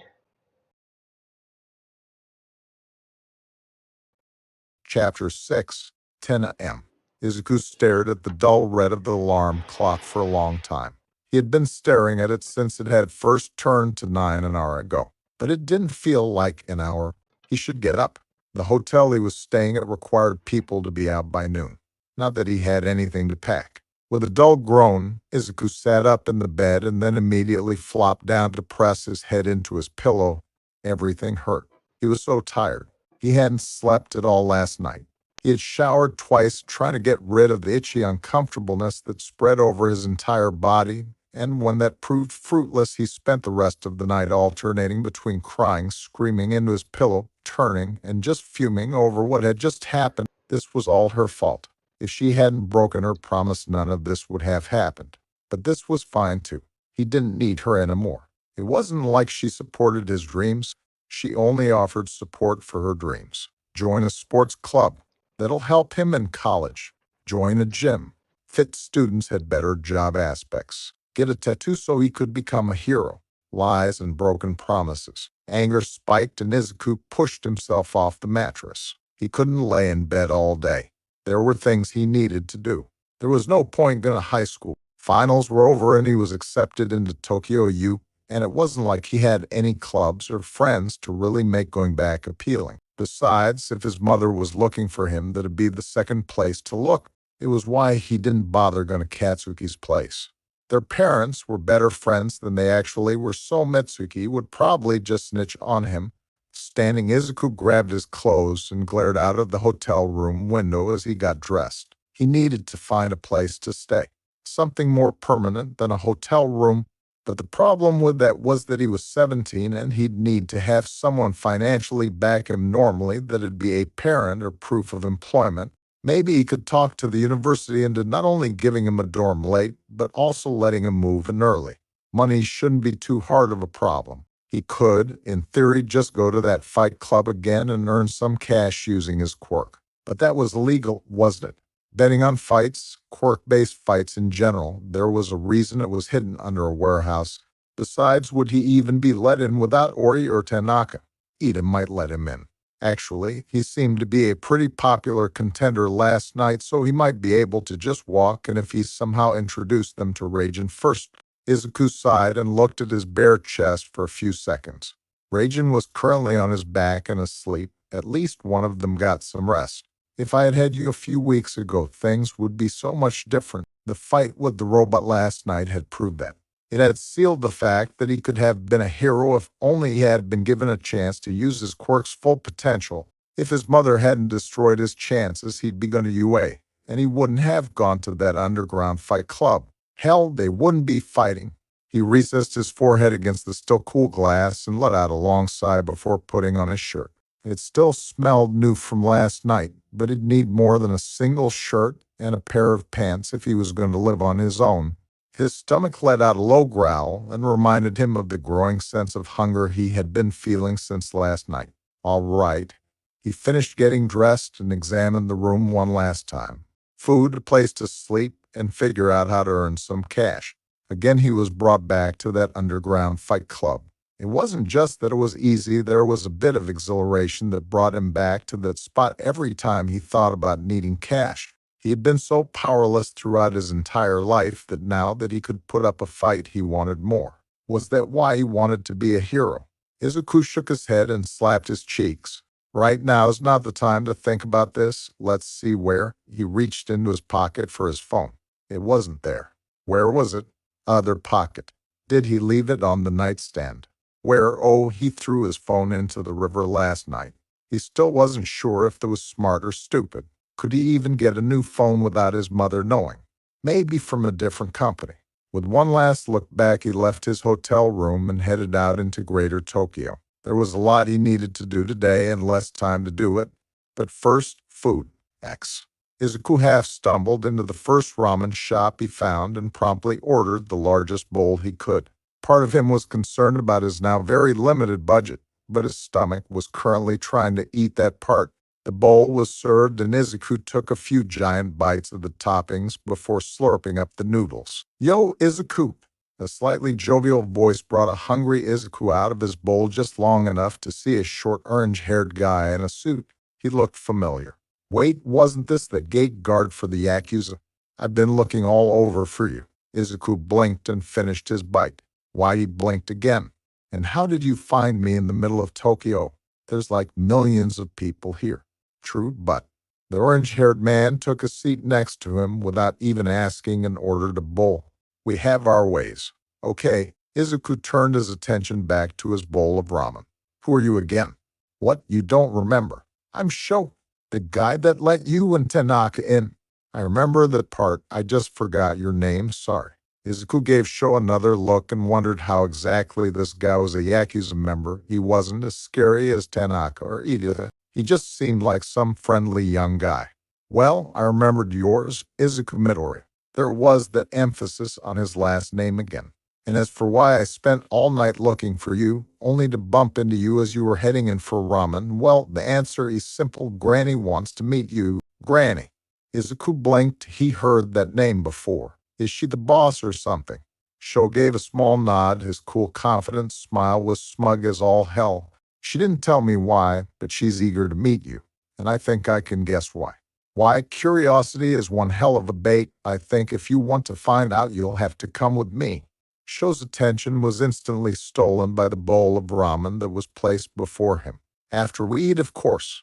Don't worry, Mr. Heavyweight Champion, I'll sponsor your bowl too. By the time Sho had finished his first bowl, Izuku had finished his second. X.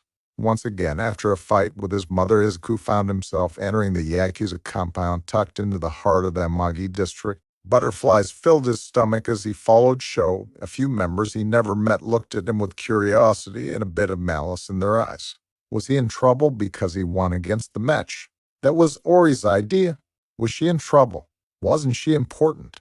It kind of felt like she could just do whatever the hell she wanted. The worst part was that even if he did get in trouble because of her, he'd have to forgive her to get another tattoo. Damn it, why the hell was he here? So you're still not going to tell me why I'm here? Izuku asked as he glanced around the courtyard. He could see the path that would lead him to the koi ponds and Ori and Nanaka's house. There were a few other paths between the buildings that likely led to somewhere else into the compound, but the main building was positioned in front of him. Traditional in every sense of the word, Izuku watched as Sho took the first few steps onto the wooden pathway that enclosed the courtyard. Nope, that had ruined the surprise. Sho plopped off his shoes and held them up for Izuku to see. Shoes off, head down, and be respectful. You're meeting a Yakuza leader after all, right? Something that was perfectly normal for a 17-year-old future Tokyo U student to do. Just having a casual meeting with a Yakuza leader. The room was traditional in every sense of the word. A large empty tatami mat floor surrounded on all sides by walls displaying the group's history, from ornate samurai swords to water-painted wall scrolls that looked beyond beautiful in old photos. There was an unspoken significance of this long room, and nothing seemed more significant than the raised platform at the end with a few sitting cushions placed in front of a large wooden circle with a phoenix burned into the middle. Was that this group's symbol? Did Yakuza have symbols? Why didn't he research more about them after being involved with them? Oh, right, he threw his phone into the river last night. A crowd had gathered around him. Some faces Izuku knew. Ida and Tanaka hovered around the sides, leaving him in a sea of Yakuza. No one dared approach him for whatever reason. Was he going to die? If that was the case, he wished they'd just get this over with. What's he heard Ori's voice and looked behind to catch her peeking into the room for a moment. Her long silver hair was tied into a ponytail that was kept in place by a baseball cap that had slots for her horns. Both her and her denim overalls were covered in paint. She looked at him and tilted her head to the side again. His coupe. She took a few steps towards him, her sandals effortlessly flying off behind her. She kneeled down beside him and examined the room. What's going on?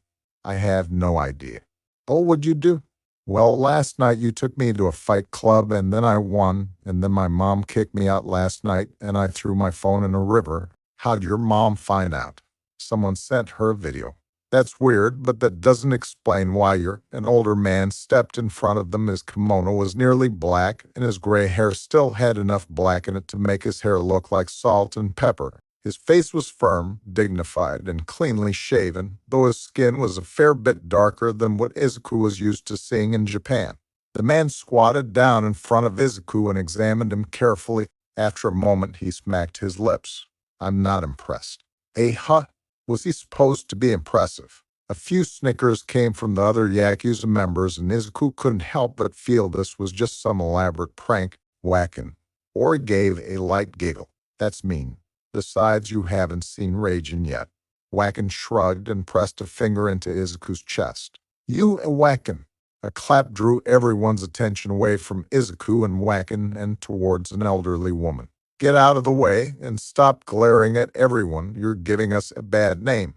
And speak in whole sentences while you're here. We know you're not a foreigner. And Ori, stop being so clingy and let me have a look at him without your dorky face in the frame. Yes, Granny. Ori spun away and stood barefoot next to her brother and Ida. She looked more out of place than he did. An elderly woman smiled down at Izuku. Her black and white kimono made the bright red flowers on it stand out like they were floating. She held herself with the kind of supreme confidence that Izuku would expect the leader of a nation to hold. Her kind face was wrinkled slightly, but still held a youthful playfulness that helped hide the strength of her smile that lacked the usual fragility of someone her age. Her hair was a fluffy black that was pulled back into a ponytail with only a sliver of white on the side. She reminded him of a lone tree definitely growing on a seaside cliff, as though it enjoyed being whacked by salt and winds. My, she said in a soft tone, her head tilting to the side. How you've grown. Though I can't say your father did you any favors giving you my unruly hair. Honestly, I'm nearly into my 60s and it still won't behave. Though you did get his eyes at least. Izuku felt his mouth drop as he stared up at this woman. This oh-so-familiar woman. He'd seen her before. Well, she asked in a playful tone, holding her arms out wide. Are you going to make an old woman kneel down, or are you going to give your grandmother a proper hug, Izuku? Memory surged forth of a time when he was barely old enough to talk. He remembered holding onto this woman's kimono as he stared out at a storming night, wondering when his dad was going to come home. A tear escaped him as he hugged her tight. Her smaller frame was too stubborn to even budge under his weight as she wrapped her arms around him. I've wanted to see you again for so long, his grandmother whispered softly. We have a lot to catch up on. Wait, Ori shouted and bounced over to them. She looked around the room, her mouth open like she was a little stupid. Are you two actually related? My name is Hanabi Midoriya because I chose it, Ori. Now get. Grandma Hanabi waved her hand and gestured towards the rest of the members to the rest of you best have something more important to do than to interrupt my family time. As a group, the rest of the Yakuza slowly began to filter out of the room until only Ori and Tanko were left. Holy shit. Tanaka groaned and slapped his forehead. I'm an idiot. Yes, you are, but we can talk about you not telling me Izuku's last name, right, Noish? Ori grabbed her brother's arm and dragged him out of the room as well. Well, Hanabi gave a light chuckle, her eyes looking a bit misty. I'm sure we have a lot to catch up on Izuku. Why don't we go for a walk? And I legit can't write anything besides this. Chapter 7. And then I threw my phone into the river. Hanabi let out a small chuckle. Her left arm was hooked with his right, and she patted his hand slightly as they made their way through the well-tended garden that was hidden inside the Yakuza compound. Smart move if you didn't want to be tracked, but if you didn't want the data on there to be found, you should have cracked the shield first. They make cell phones so durable these days. It's both a blessing and a curse, right? His grandmother was the boss of the Yakuza family. Still, Hanabi gave a soft hum as they stopped at a beautiful collection of flowers. For that girl to act like that, she might have been worse off than I feared. Perhaps I should have attempted to reach out to her more. She gave a kind, grandmotherly smile and gave him a wink. Besides sending you cash for your birthday. Izuku let his grandmother's arm slide through his own as she kneeled down to look at the flowers. I suppose this is a bad time to mention I never got anything from you. Not surprising. Hanabi continued to poke at the flowers for a moment. Well, I wish our reunion was more cheerful than it is, but I suppose you've gone your entire life not knowing part of who you are. And that's a long time, even for an old lady like me. She rose with more ease than his mother would have and smiled at him. But starting with the past will get us to the now, so we might properly look to the future him. She straightened her kimono and began to take a few brisk steps past him. Come now, best not to dawdle in my garden. Half the plants in here are poisonous, and the other half will get you higher than a kite. Izuku tore his hand away from the red flower he had been drawn to and took a much better look at the garden. Oh, so the bush he thought might be a pot plant was a pot plant. His grandmother let out a sharp laugh, and he chased after her. So, is this your garden? I said as much, didn't I? Besides, an old lady like me needs a hobby, and gardening does more for me than any narcotic ever could. She led him up along a short path before they arrived back at the main building. It's soothing, and creating new life is the best way to get over the loss of life. At least it is for me. But there's a good chance I might be crazy. They took their shoes off and entered a smaller version of the large meeting room he had first met her in. They sat at a small wooden table so worn with use that there were rings where someone had placed a cup of tea every single day. Overlooking the garden and the small pond at its heart, it almost felt serene. After a moment, another member appeared to deliver a letter, a pot of tea, and 2 cups. I had this whole plan about what I was going to say to you, but the moment I saw your face, I saw my son, and all of it went out the window. Hanabi sat up slightly, pouring each of them a cup with the kind of grace that came with a lifetime of such pours. So I suppose we should start with Isashi. Mom never told me much about him, just that he could breathe fire and that he died on the job. Izuku looked at the tea and took a small sniff before he took a sip. Spicy, bitter, and somehow sweet. But it was also good. His grandmother gave a soft smile and nodded. Technically, that's right, but she sold everything so short. She probably never told you that he had tattoos either. He shook his head. No, makes sense. She probably saw some sort of a connection between tattoos. Hanabi gestured to the air around her, everything that happened here. Well, your father had an abundance of tattoos. He loved his ink just like his own father did. She winked and chuckled at him. A bit poetic that a family filled with men that loved to ink themselves would produce a boy that needed ink for his own quirk. Your father, my son, Hisashi. He was strong-willed and honorable. It was because of him that we enjoy the power and influence we do today. When your mother said that he could breathe fire, she was only saying part of his quirk.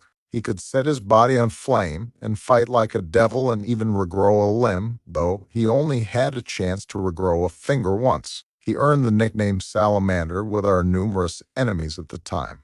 Apparently, that's some fire lizard. He sounds like a badass. He wasn't a villain, was he? Izuku asked. The idea of his father being a hero felt impossible, but he needed to know if his father was a villain. The question gnawed at him. His grandmother gave him a firm look before she took a sip of her tea.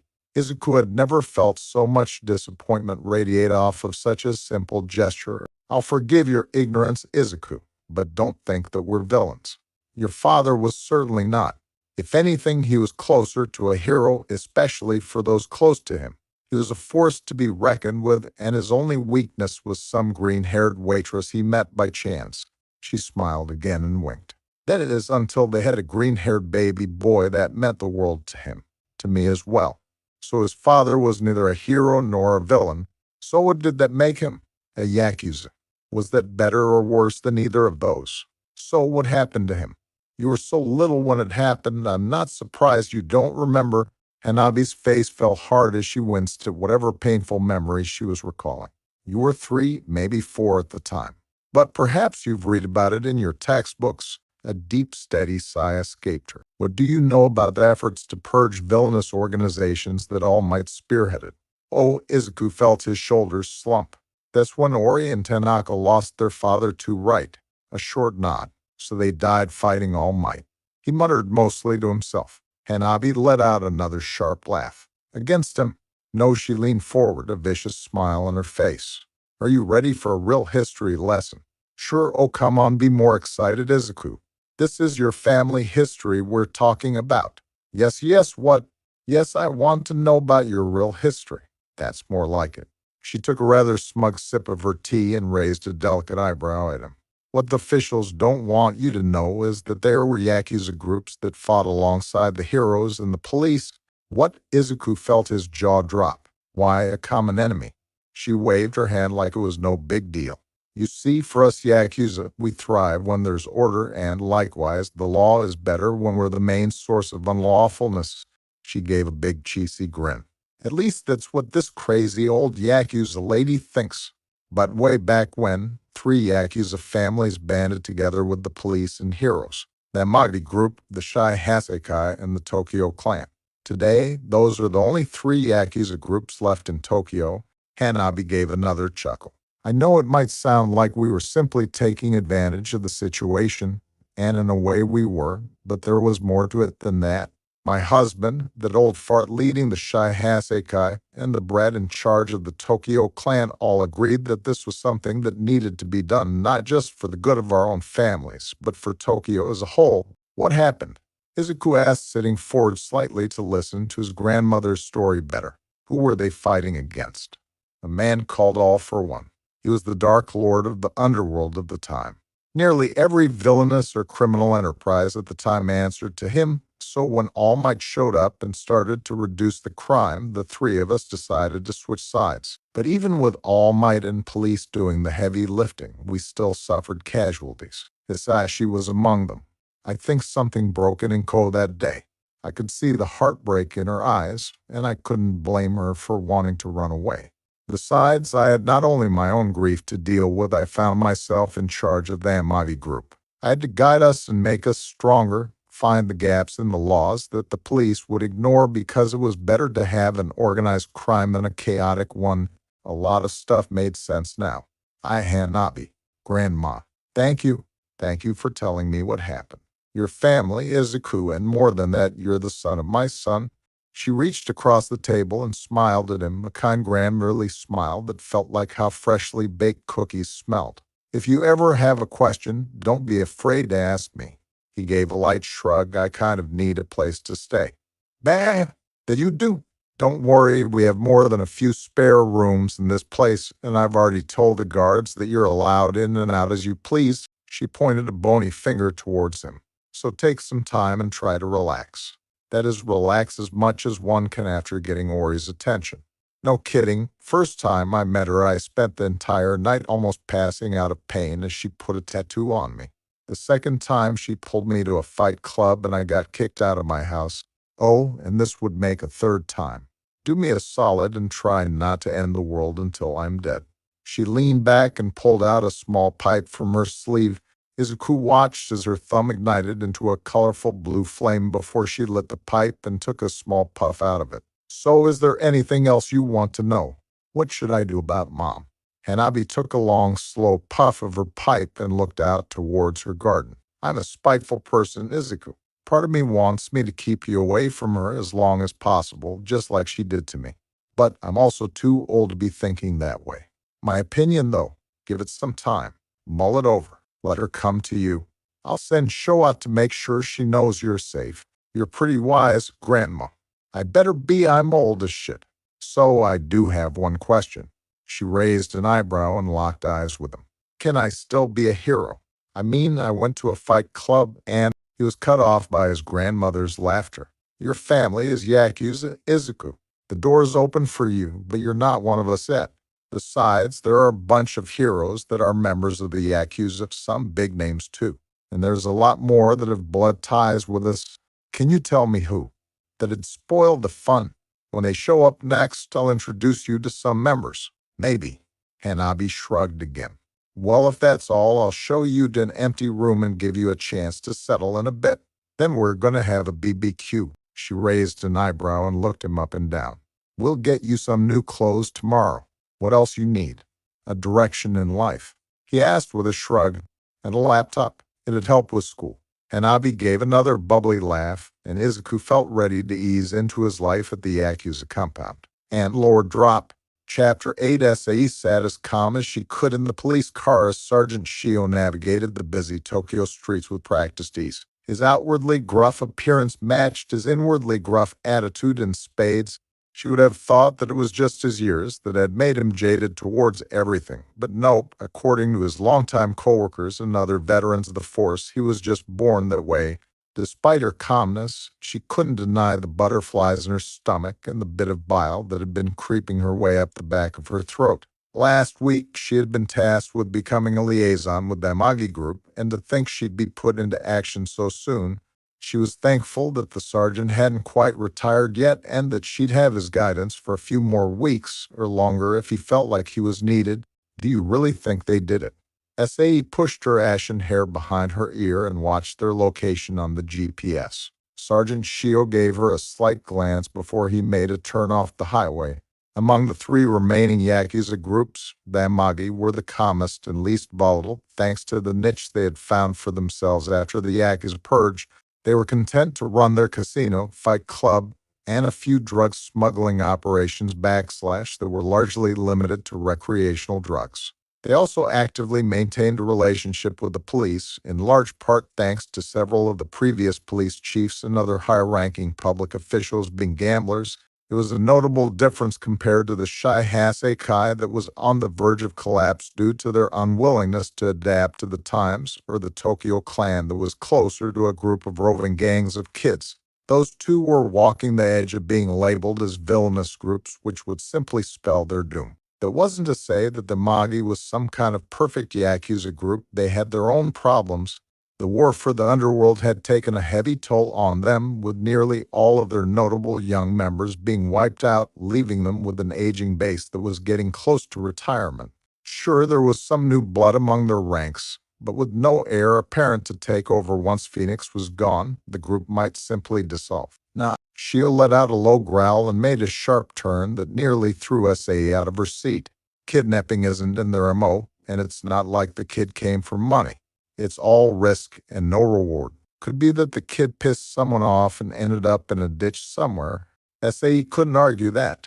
The only major altercation with the Amagi group within the last few years was when one of their rare younger members took on a whole division from the Tokyo clan, along with a few more street brawls. Do you think that Tanaka found them? No idea. The car came to a stop and Shio opened the door and stuck his leg out. But hopefully we'll find some answers. The Tokyo clan was too decentralized to have any real compound, and the ch1-5 kept their base of operations a secret.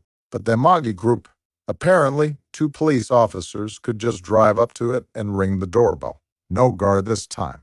Shio muttered as they approached the traditional style gate to the compound. Maybe one of the old-timers fell asleep somewhere. It wasn't like Shio wasn't just as old as these guys were. With a sigh, he pressed the button on the intercom and was greeted by a slight crackle, then silence. Hey, it's me, Shio. What the hell kind of a casual greeting was that? Tell Granny we need to talk. With a slight yawn, Shio stepped away from the intercom and rolled his shoulders. There was no way she was just going to be able to do that in the future. These guys were still Yakuza, right? Or was this just some kind of glorified Yakuza retirement home? After a moment, the gate was opened. an exceptionally tall and slender man with straight black hair and a slightly creepy vibe stood to greet them. The fact that he had two sheath katanas at his side raised a few flags, but his otherwise calm and open stance made him look like someone's butler. Not a butler that she'd ever hire. Officer Shield, it's been some time. The gangly man placed a hand over his heart and gave a slight bow. To what do we owe the pleasure? Meet and greet and a missing persons case. I know that old Spitfire's here. She's never at the casino this early, so take me to her. Shield walked past him and then stopped. Oh, and Edith, this is SAE. She'll be taking over for me once I retire. She's a good cop, so no funny business. Edith extended a slightly elongated hand towards her. His smile was like two straight lines that formed a V. It's a pleasure, Officer SAE. Please follow Shield. I'll go fetch Granny. S.A. shook the man's hand for a moment and found that while his hand was rough, his grip was gentle.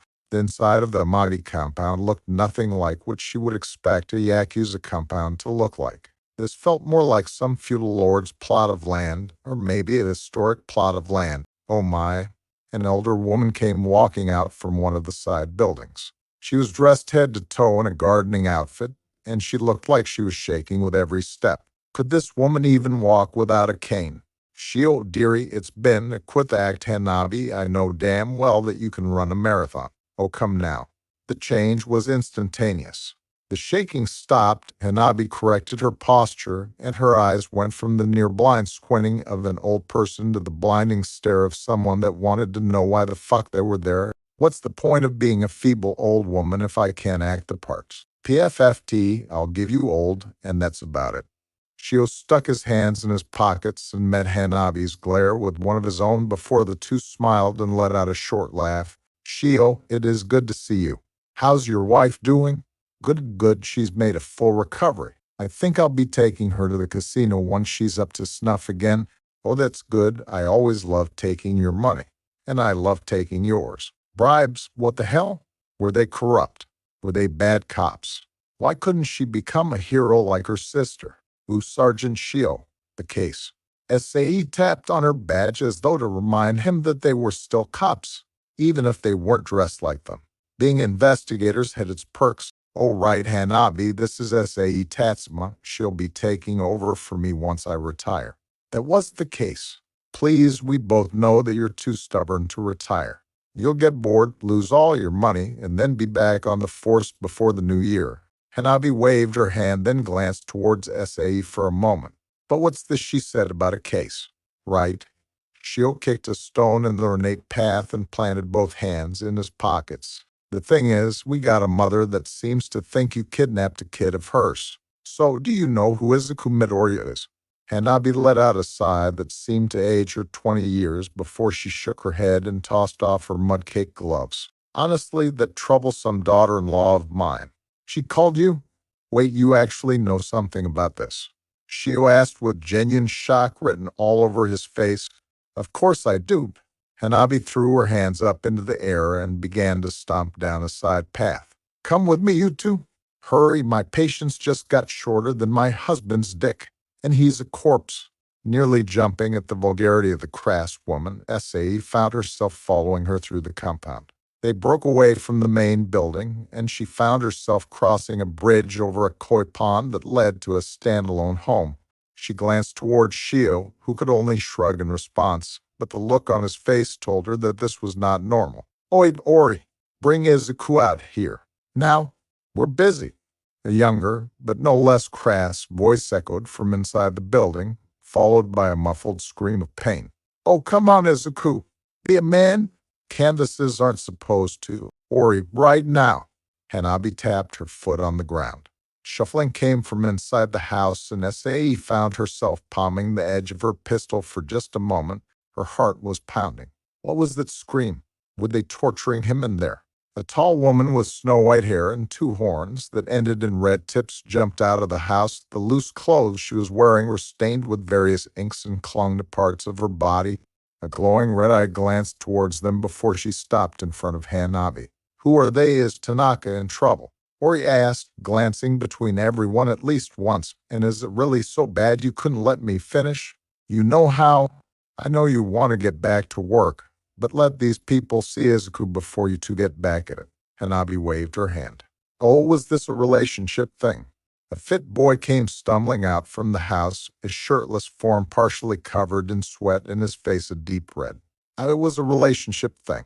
On the boy's left shoulder, partially crawling down his arm, was a blackened lizard highlighted in red and wreathed in flames. It moved like it was real, but it had no depth, and it appeared to be stuck. S.A. pulled out the photo she had been given and sighed a breath of relief. This kid was an exact match to Izuku. She watched as Izuku pulled on a t-shirt, and she caught a further glimpse of the creature on his shoulder. It was a tattoo, that is, an unfinished tattoo that could explain the scream of pain right. And that Ori girl, was she a tattoo artist? What's going on, Grandma? Izuku asked, looking more than a little bewildered. Ori hovered around him, flapping her arms in anticipation. And who are these guys? Grandma. Wait, Hanabi did calling Ko her daughter-in-law a moment ago, right? How'd she miss that? Oh, right, still a bit wobbly about just walking into a Yakuza base like it was a park. This is Sergeant Shield. He's a drunkard gambler, a cop, and an old friend. Hanabi gestured towards both of them with the flick of her wrist. The girl is SAE something. She's his replacement. And they're here because your mother reported that you were kidnapped. The look that crossed Izuku's face made it very clear that he wasn't with his mother right now by choice, which muddied the lines between right and wrong. Technically, a 17-year-old was able to live on their own, and many did so long as they had financial backing from their family, which Izuku was receiving from his grandmother. I'm sorry. Izuku let out a sigh and went to move his arm, but winced in pain and rubbed his left shoulder slightly. My mom kicked me out a couple of days ago, and I haven't talked to her since, so that's what's going on. Shio clapped his hands. All right, case closed. What the hell was with this shitty cop? S.A. let out a sigh and stepped towards Izuku. So just so we're clear, you're not being forced to stay here. No. Izuku looked between Ori, who nodded yes, and Hanabi, who nodded no, I can leave whenever I want. And Grandma took over. Ooh, sorry for the trouble. It's no problem. S.A. held up her hand and watched as Ori began to tug on Izuku's arm like some incredibly needy lover. But why would your mother kick you out? Izuku let out another sigh. Because I got it too. That felt petty. S.A.E., come on, we're done here. The kid is safe and with family. There's nothing we can do here, though, Hanabi. You might end up getting a call from Child Services if Inko continues to raise hell over this. Shio let out a grunt and looked back towards Izuku. Make it easy on us and give your mom a call. Izuku nodded. X. S.A. reclined into the seat of their unmarked car as Shio drove them back to the station. Her heart was still pounding. Sure, everyone she met today had been nice, but these guys were still Yakuza, right? And she was supposed to be the one to deal with them in the future. She glanced towards Shio and let out a sigh. Do you think that Izuku kid will be all right? Absolutely. Shio gave a slow nod. And you would do well to form a good relationship with him. Why? Because he's her grandson, and if I know Anabi like I think I do, she's already grooming him to be the next leader of that Magi. And I'm not sure how common chapters like this are going to be, ones where the POV is of an OC, but there are going to be some to help the story move along and improve the story as a whole. Chapter 9, Hisashi the Salamander. The more Izuku heard about his father, the more he wanted to meet him. He wanted to judge what kind of man he was. Everyone, even the most jaded of the elder Amagi members, had an abundance of things to say about him, most of it good, some of it bad, but all of it was spoken with a fondness and a wishing that he was still here, both for Izuku's sake and the sake of the Amagi as a whole. Hisashi was to be the next leader of the Amagi. He was their hope for the future.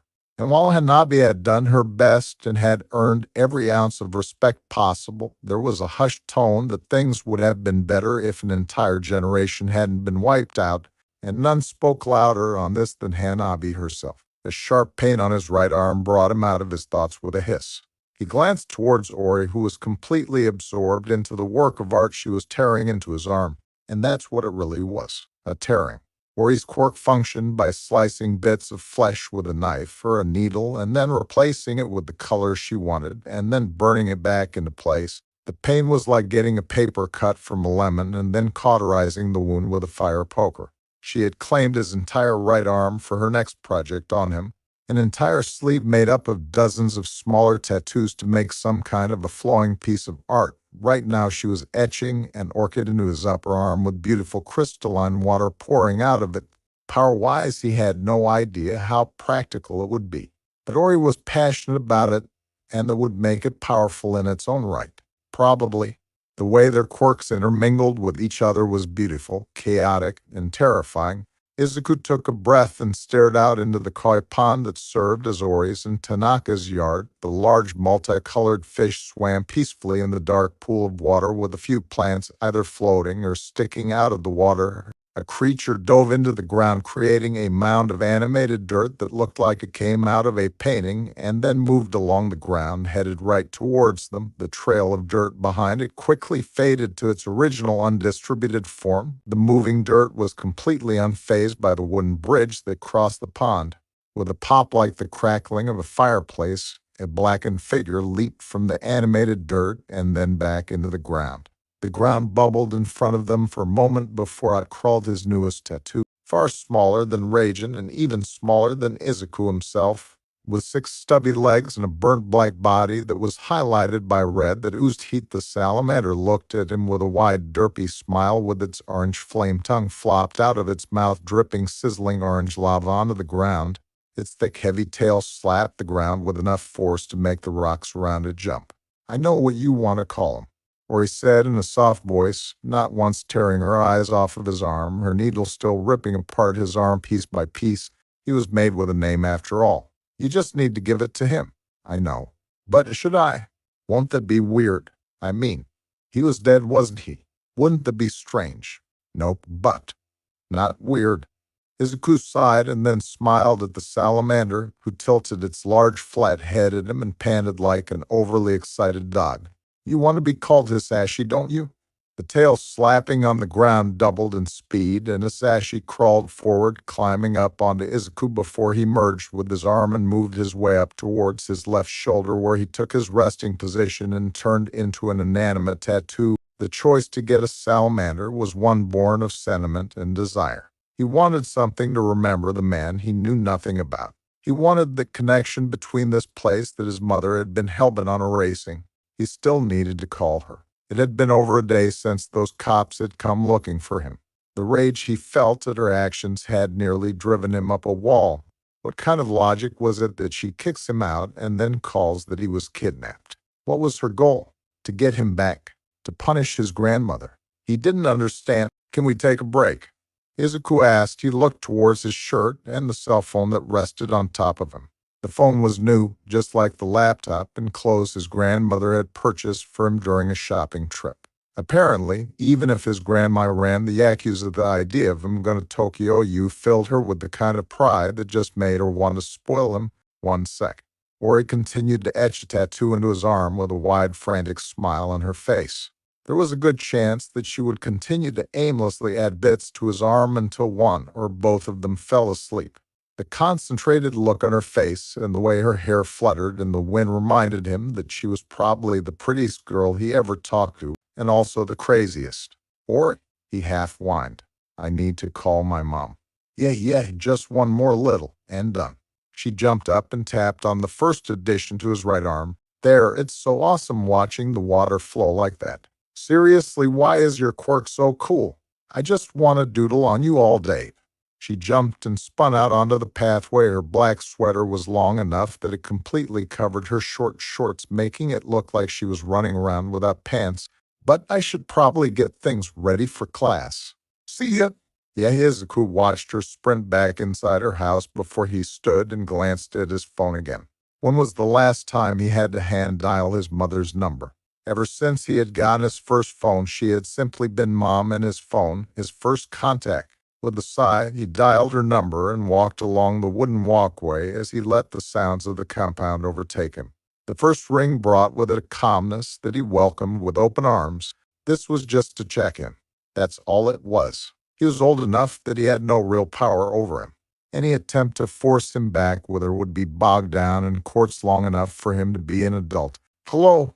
Her voice sounded so frail, and the hi is crossed a line. He hissed. He heard her gasp and then silence. You kicked me out, Mom. You denied me a part of myself in more ways than I knew. You never let me get a tattoo for my quirk, and you never told me about Dad. I'm sure you have your reasons, but I have my reasons too. He tried to keep his voice calm. He had no idea if he was successful. I got a new tattoo, one to remember the Dad you never told me about. I'm still going to Tokyo you, but I won't be coming home. I'm going to stay here with Grandma. The dial tone began to play in his ear. Did she hang up? Did the call drop? He stared and looked up at the cloudy sky for a moment. I love you, X. What'd she say? Nothing. Izuku sat in the same room that he and his grandmother had their talk before. The sound of the rain amplified the atmosphere of the traditional style room and made that freshly brewed tea his grandmother seemed to love smell all the better. They weren't alone this time, as that dark-skinned man with gray hair like a lion's mane Wacken was joining them, a scowl on his face and his arms crossed. The look Wacken gave Izuku made him feel like he was being graded on every choice he ever made, and he had made nothing but mistakes. That's frustrating. Hanabi lowered her head and frowned. Hopefully some time apart will give her a chance to clear her head. She knows where you are, so have her put in the effort. The gate will be open for her. Izuku could only nod. It was weird. Half the time when he thought about her he was angry, the other half he was calm. He both missed her and never wanted to see her again. The only thing that he was certain of was that bumping into Tanaka that day had been one of the best things that happened to him. But today I'd like to talk to you about your future, Izuku. Hanabi gave a small, calm smile. You see, I've been thinking about what you said to me, about what you don't know what you want to do, and your question about being a hero. The smile she gave him removed a lot of the pressure that those ideas held. Her calmness showed that she really wanted to help him and could, as opposed to his own mother's normally nervous jittering at the idea. I'm aware that the school has counselors to help you make this choice, but they're probably going to push you down some soulless path that doesn't interest you, and you'll end up dropping it and turning into a bitter old woman. Hanabi blinked and then pointed a bony finger towards herself. I'm talking about myself, by the way. I figured. Izuku shrugged. And thanks. It's been bugging me for a while now. I'm not sure what I want to do at Tokyo U. Law would be interesting, I guess, but I don't think people would trust a lawyer with tattoos. Bunch of tasteless fools to steeped in tradition, if you ask me. Hanabi growled, slapping the table twice. They just don't respect good art, and Ori's doing an amazing job with you. She let out a hum and scratched her head. Though just being able to tell those old hags at the saloon that my grandson is a lawyer would shut them up something good. But that doesn't answer what he wants, Wacken said in his low voice that was like walking on gravel. I know that. Hanabi spat and slapped the table again. Let an old woman daydream a little. I've always wanted to be a hero. He spoke softly, almost not sure of the words himself. He did want to be a hero, but it felt stranger than ever to announce that. But Hanabi asked, pressing her fingers down into the table next to him, her eyes snapping onto him with a cold, hard determination. When he didn't answer, she sighed. There are many reasons why people want to become a hero. Most will say they simply want to help people. All Might is the only one I can think of that truly wishes that. Some do it for their egos, their own ambition, and so others will recognize them. That's why most people are heroes, I'm afraid. Some just enjoy the power. They like to fight to prove that they are stronger, and then there are some that simply wish to fly. They desire the freedom to use their quirks and express themselves, with it oftentimes those with this desire that fail to become a hero instead become a villain. Hanabi crossed her arms and looked up at the ceiling. It's not so black and white. Some have bits of each, and they all claim to the first one. But they all have their own reasons for becoming a hero. So Hanabi's gaze felt like the entire world was focused on him. Why do you want to be a hero? His mother had asked that exact same question, but it was different. Why do you even want to be a hero? That memory still felt fresh. Back then he had a reason. He wanted to be like All Might. But now, you don't have to answer right now, Izuku. Hanabi placed a hand on his shoulder and squeezed it gently. The answer might not even be that important. In the meantime, because I have a troublesome grandson that's eager to go to my fight club, Wacken has offered to train you. I'd hardly call it an offer. Wacken huffed and glared at Izuku, his lip curling in a snarl, and his broad shoulders seemed to shake. You're making me do it, and I'm making him. Semantics, point being Izuku, Wacken has agreed to give you some combat training if you're interested. Despite how he looks, he's actually a capable fighter, and because of his quirk, he's better than most. Quirk? Izuku asked, looking towards the gruff man that was likely going to be the second greatest source of physical pain soon. I can copy and share memories. Wacken held up a finger to his temple and pulled out a small cloud-like wisp that seemed to be fading rapidly before it vanished. It's hardly free. Everything in that memory gets transferred. The emotions, the pain, everything. It's no substitute for actual training, but it'll get the job done. Right, and I'll send Ida to get Redline. He's a hero that was friends with your father. Izuku looked between his grandmother and Wacken. Thank you for giving him a chance. A chance, huh? Was that why? And Wacken loosely translates to I don't know, referencing his memory-based quirk. Chapter 10. Hell was a man named Wacken. The wooden practice sword he'd been clutching with all his strength was twisted from his hand. With an open palm, Wacken struck Izuku in the chest and a new memory played in his head. A moment just like this. The sword being ripped out and tossed to the side like it was butter, and the pain of a hand twisting awkwardly. Izuku hit the ground twice and found his mind hazy from having his failure doubled over again. Izuku glanced up at him, a mixture of hate and fear swelling inside of him as he stared up at Wacken. The man's wild gray hair was flared out around his face, making him look like a lion pretending to be a man. Wacken's hard black eyes were filled to the brim with anger and frustration. Pick up your sword. Wacken gave Izuku a small glare before he turned and walked back to the starting position. We are not done. Why? Izuku grabbed the sword and felt his entire body numb with pain for a moment, like it didn't want to take another step forward. Why do you keep sending me those memories? What good would it do for him to fail twice or more every single time? They're failures. Wacken entered the same one-handed stance he had been using the entire time. The wooden sword he used was battered and bruised, but it was only a distraction for his real weapon, that empty, callous hand that might just be able to take anyone down with a strong enough memory. Okay, Izuku stumbled into his spot and held his practice sword with two shaky hands. Why do you keep sending me failures? Isn't it bad enough that I keep... Oh, believe me, I have complete confidence in your ability to fail. Wacken roared, signaling the start of their bout. A massive wild swing from the sword came down. The bruise on Izuku's shoulder remembered all too well the strike that bore it. The first time he hadn't been prepared, the second time he had barely gotten his sword up. But failures make you stronger. Blocking alone wasn't enough. Izuku brought his sword up and caught the strike as he moved to the side, deflecting it just enough to dodge out of the way. And then there was Wacken's palm. It would come straight on and slam into his stomach. He stepped back and lowered his sword again, whacking Wacken's hand to the side. Now what? Strike, step back. Hesitation, Wacken shouted. Pain. The round pummel of Wacken's sword slammed into his side and forced Izuku to the side, the bouncy tatami mats cushioning his fall into a rollback onto his bare feet. Wacken did not relent. The wooden sword was coming down hard and fast once more. When you fail, make certain you fail forward. You learn from it. You grow from it. There's no better way to learn than to fail. Over and over again until you find what works. Block and dodge, parry, attack. Izuku pressed his sword forward and bumped it into Wacken's shoulder. The strike was awkward, more a tap than anything else, but it was the first time Izuku had landed a hit. Wacken glanced towards the wooden practice sword like it had somehow deeply offended him, and then removed it with a light push. A smile that on anyone else would have been a snarl graced Wacken's face as he got back into his fighting stance. Congratulations, you have learned from your failures. Okay, Izuku nodded and held up his sword again. But wouldn't it be easier to just... No, you are not the first to ask me that.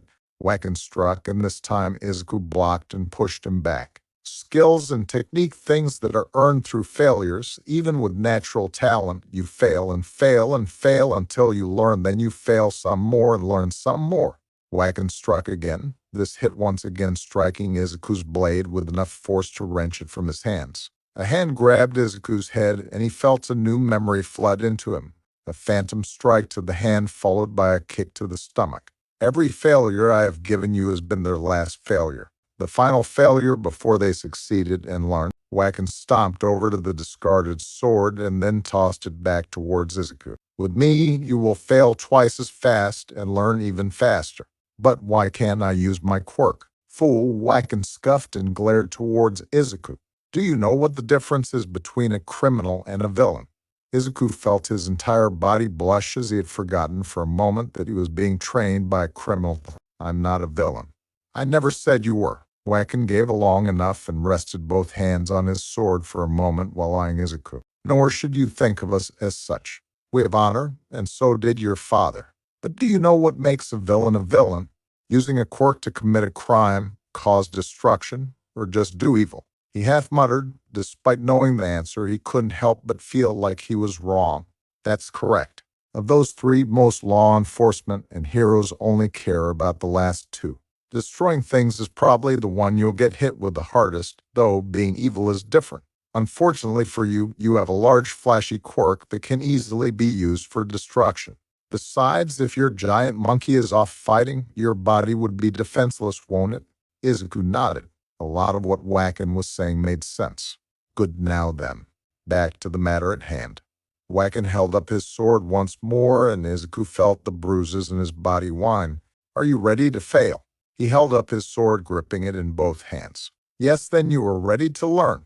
X. Kaga Heights was the name given to a group of buildings that bordered the Magi district, though they could hardly be considered heights given how they were among the shortest of all the buildings around. The top floor of the building served as both the home and agency of the pro-hero Red Line. While not a direct member of the Magi, Red Line was more of an associate, or at the very least they had a mutual understanding that the Magi couldn't mess with them and he wouldn't mess with them, or at least that's how it used to be.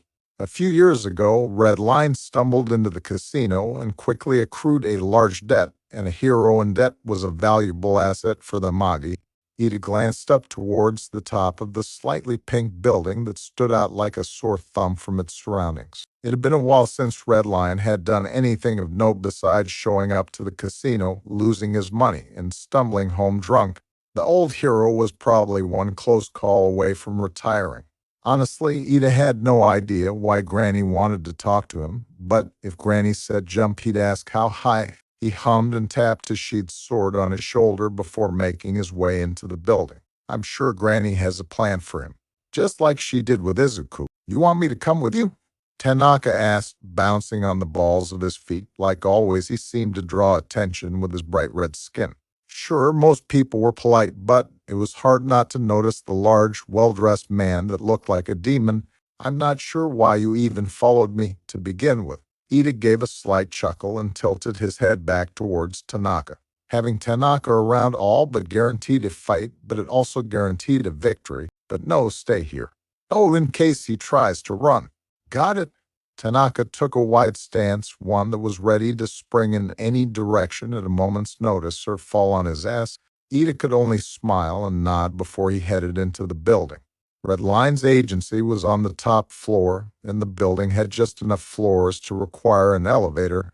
It wasn't until Ida got to the top floor of the building that he felt something was off. The air was chilled and filled with a kind of static, but that could just be a side effect of the knot that was growing inside of his stomach that was telling him to turn back, which was all the more reason for him to go forward and look danger right in the face. With a hand on the hilt of his sword, Ida strode forward long, straight, and firm steps guiding him towards his destination without disrupting his form, iron slightly sweet.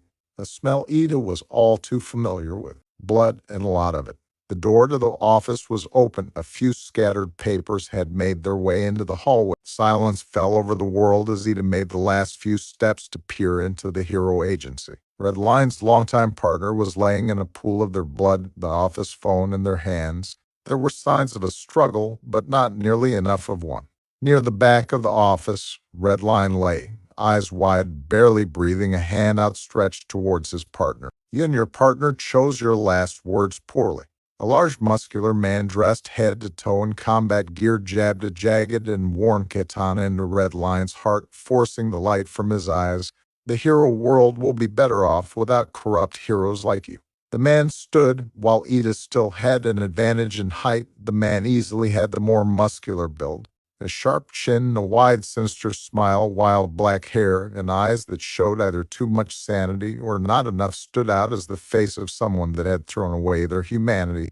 A red scarf and equally long white headband flowed behind this man as he stood to address Ida. For a moment, Ida felt fear. He felt far more fear than he ever had felt in his life, and he shook like the last leaf in a tree. All it took was a breath, and he was steady again. This frightful aura was nothing compared to what Tanaka could put out. The man walked forward, intent on leaving without even saying hello. With his sheathed sword, Ida barred the man from leaving, earning a mysterious glare. The man owed the Amagi a lot of money. The man laughed. Amagi, I haven't heard that name in quite some time. I guess I didn't kill enough of you. The hair on Ida's back stood straight. Who are you? Stain. The hero killer. I see. Well then, Stain, since you've taken the life of one of our debtors, I assume that you'll be the one to take over his debt. It only seems fair. The conflict may well have been written in the stars. Metal clashed against metal as Stain brought down his sword with two hands down upon Ida, only to be met by Ida's blade, the sheath of which had slammed into the window behind him hard enough for it to crack. Even with his quirk helping him keep his sword straight, Ida could feel the raw strength this man possessed. Stain withdrew to ready for another strike, but Ida lunged forward, striking sideways towards Stain's side, who met the blade with a smile on his face. Ah, I see you're more than just some street thug carrying a katana to be cool. Oh, please. Ida snorted. If you start talking about studying the blade, I might just cringe to death. That'd be a shame. It's been far too long since I bothered to kill a Yakuza. Y'all should have been wiped out years ago. Even with one hand, Stain's strikes were still nearly impossible to block. One hand. What was? Biting steel slid across Ida's abdomen as he felt Stain's knife barely graze him. Two could play at that game. Ida drew his second sword and slashed upward, barely hooking his sword onto one of the many thick teeth of Stain's dagger. With a quick jerk backward, he wrenched the blade from Stain's hands. Not bad. Stain laughed and struck again. Even with one hand, he could easily strike as hard as Wacken could. He tossed a dagger at Ida's face. It's almost a shame you're Yakuza scum. Ida expected Stain to move back and strike again, but instead he lunged forward, sliding past Ida and into the hallway behind him. But not without cost. With two perfectly straight cuts, Ida stuck down onto Stain's back, only to be blocked by that sword again. Just what on earth was with this superhuman strength? The way you swing your swords, that's your quirk, isn't it? Stain laughed as he grabbed the dagger Ida had tossed behind him. A long lizard-like tongue slithered out of Stain's mouth and wrapped around the dagger, licking up the blood. What a creep. That's right, my quirk isn't anything special. It just allows me to make straight lines. When breathing became hard, his arms felt sluggish, and his legs felt like they were made of rocks. You're a quirk. That or you're just freezing up. Stain gave a light laugh as he moved forward, that dagger gleaming in the fading light. Congratulations, you get to die with some wannabe heroes. I guess that would make you some wannabe it.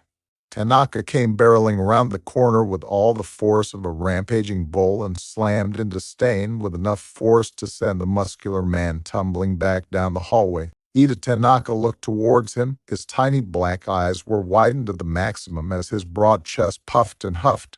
I saw you break the window. Are you okay? Why aren't you moving? Who was that guy? Did he take the stairs? Stupid question. Of course, Tanaka would run up several flights of stairs and barely be winded. Stain's quirk. Ida barely muttered. He found himself smiling. Paralysis. With Tanaka here, he was safe. Stain, on the other hand, was in for the fight of his life. In addition to being a natural brawler and most people barely being able to fight Tanaka thanks to his frightening appearance, his quirk was something of an enigma, and so far it hasn't been given an official name, but at the same time the quirk was as simple as Tanaka. Unless he was beaten in a single hit, Tanaka would not lose a fight. He lived for fights. It was why everywhere he went he ended up getting into some brawl or another. Or he called it too stupid to die. And that was a pretty apt description. There was no way someone like Stain could ever hope to beat Tanaka. Oh shit, that guy ran away, Tanaka muttered as he peered down the hallway. I wanted to beat him up for stabbing you. Or Stain could do the only smart thing against Tanaka and run away and eat his quirk straight shot. User can make any line they want to make perfectly straight. Ida has very neat handwriting because of this quirk. Tanaka's quirk, too stupid to die. The user has a habit of seeking out confrontations, but that's okay because once a fight starts, he's impossible to take down. The only way to win is to finish him in a single blow or to run away. Think about too angry to die trope.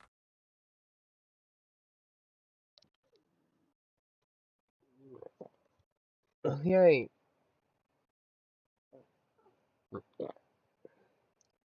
He's late. Wait a minute.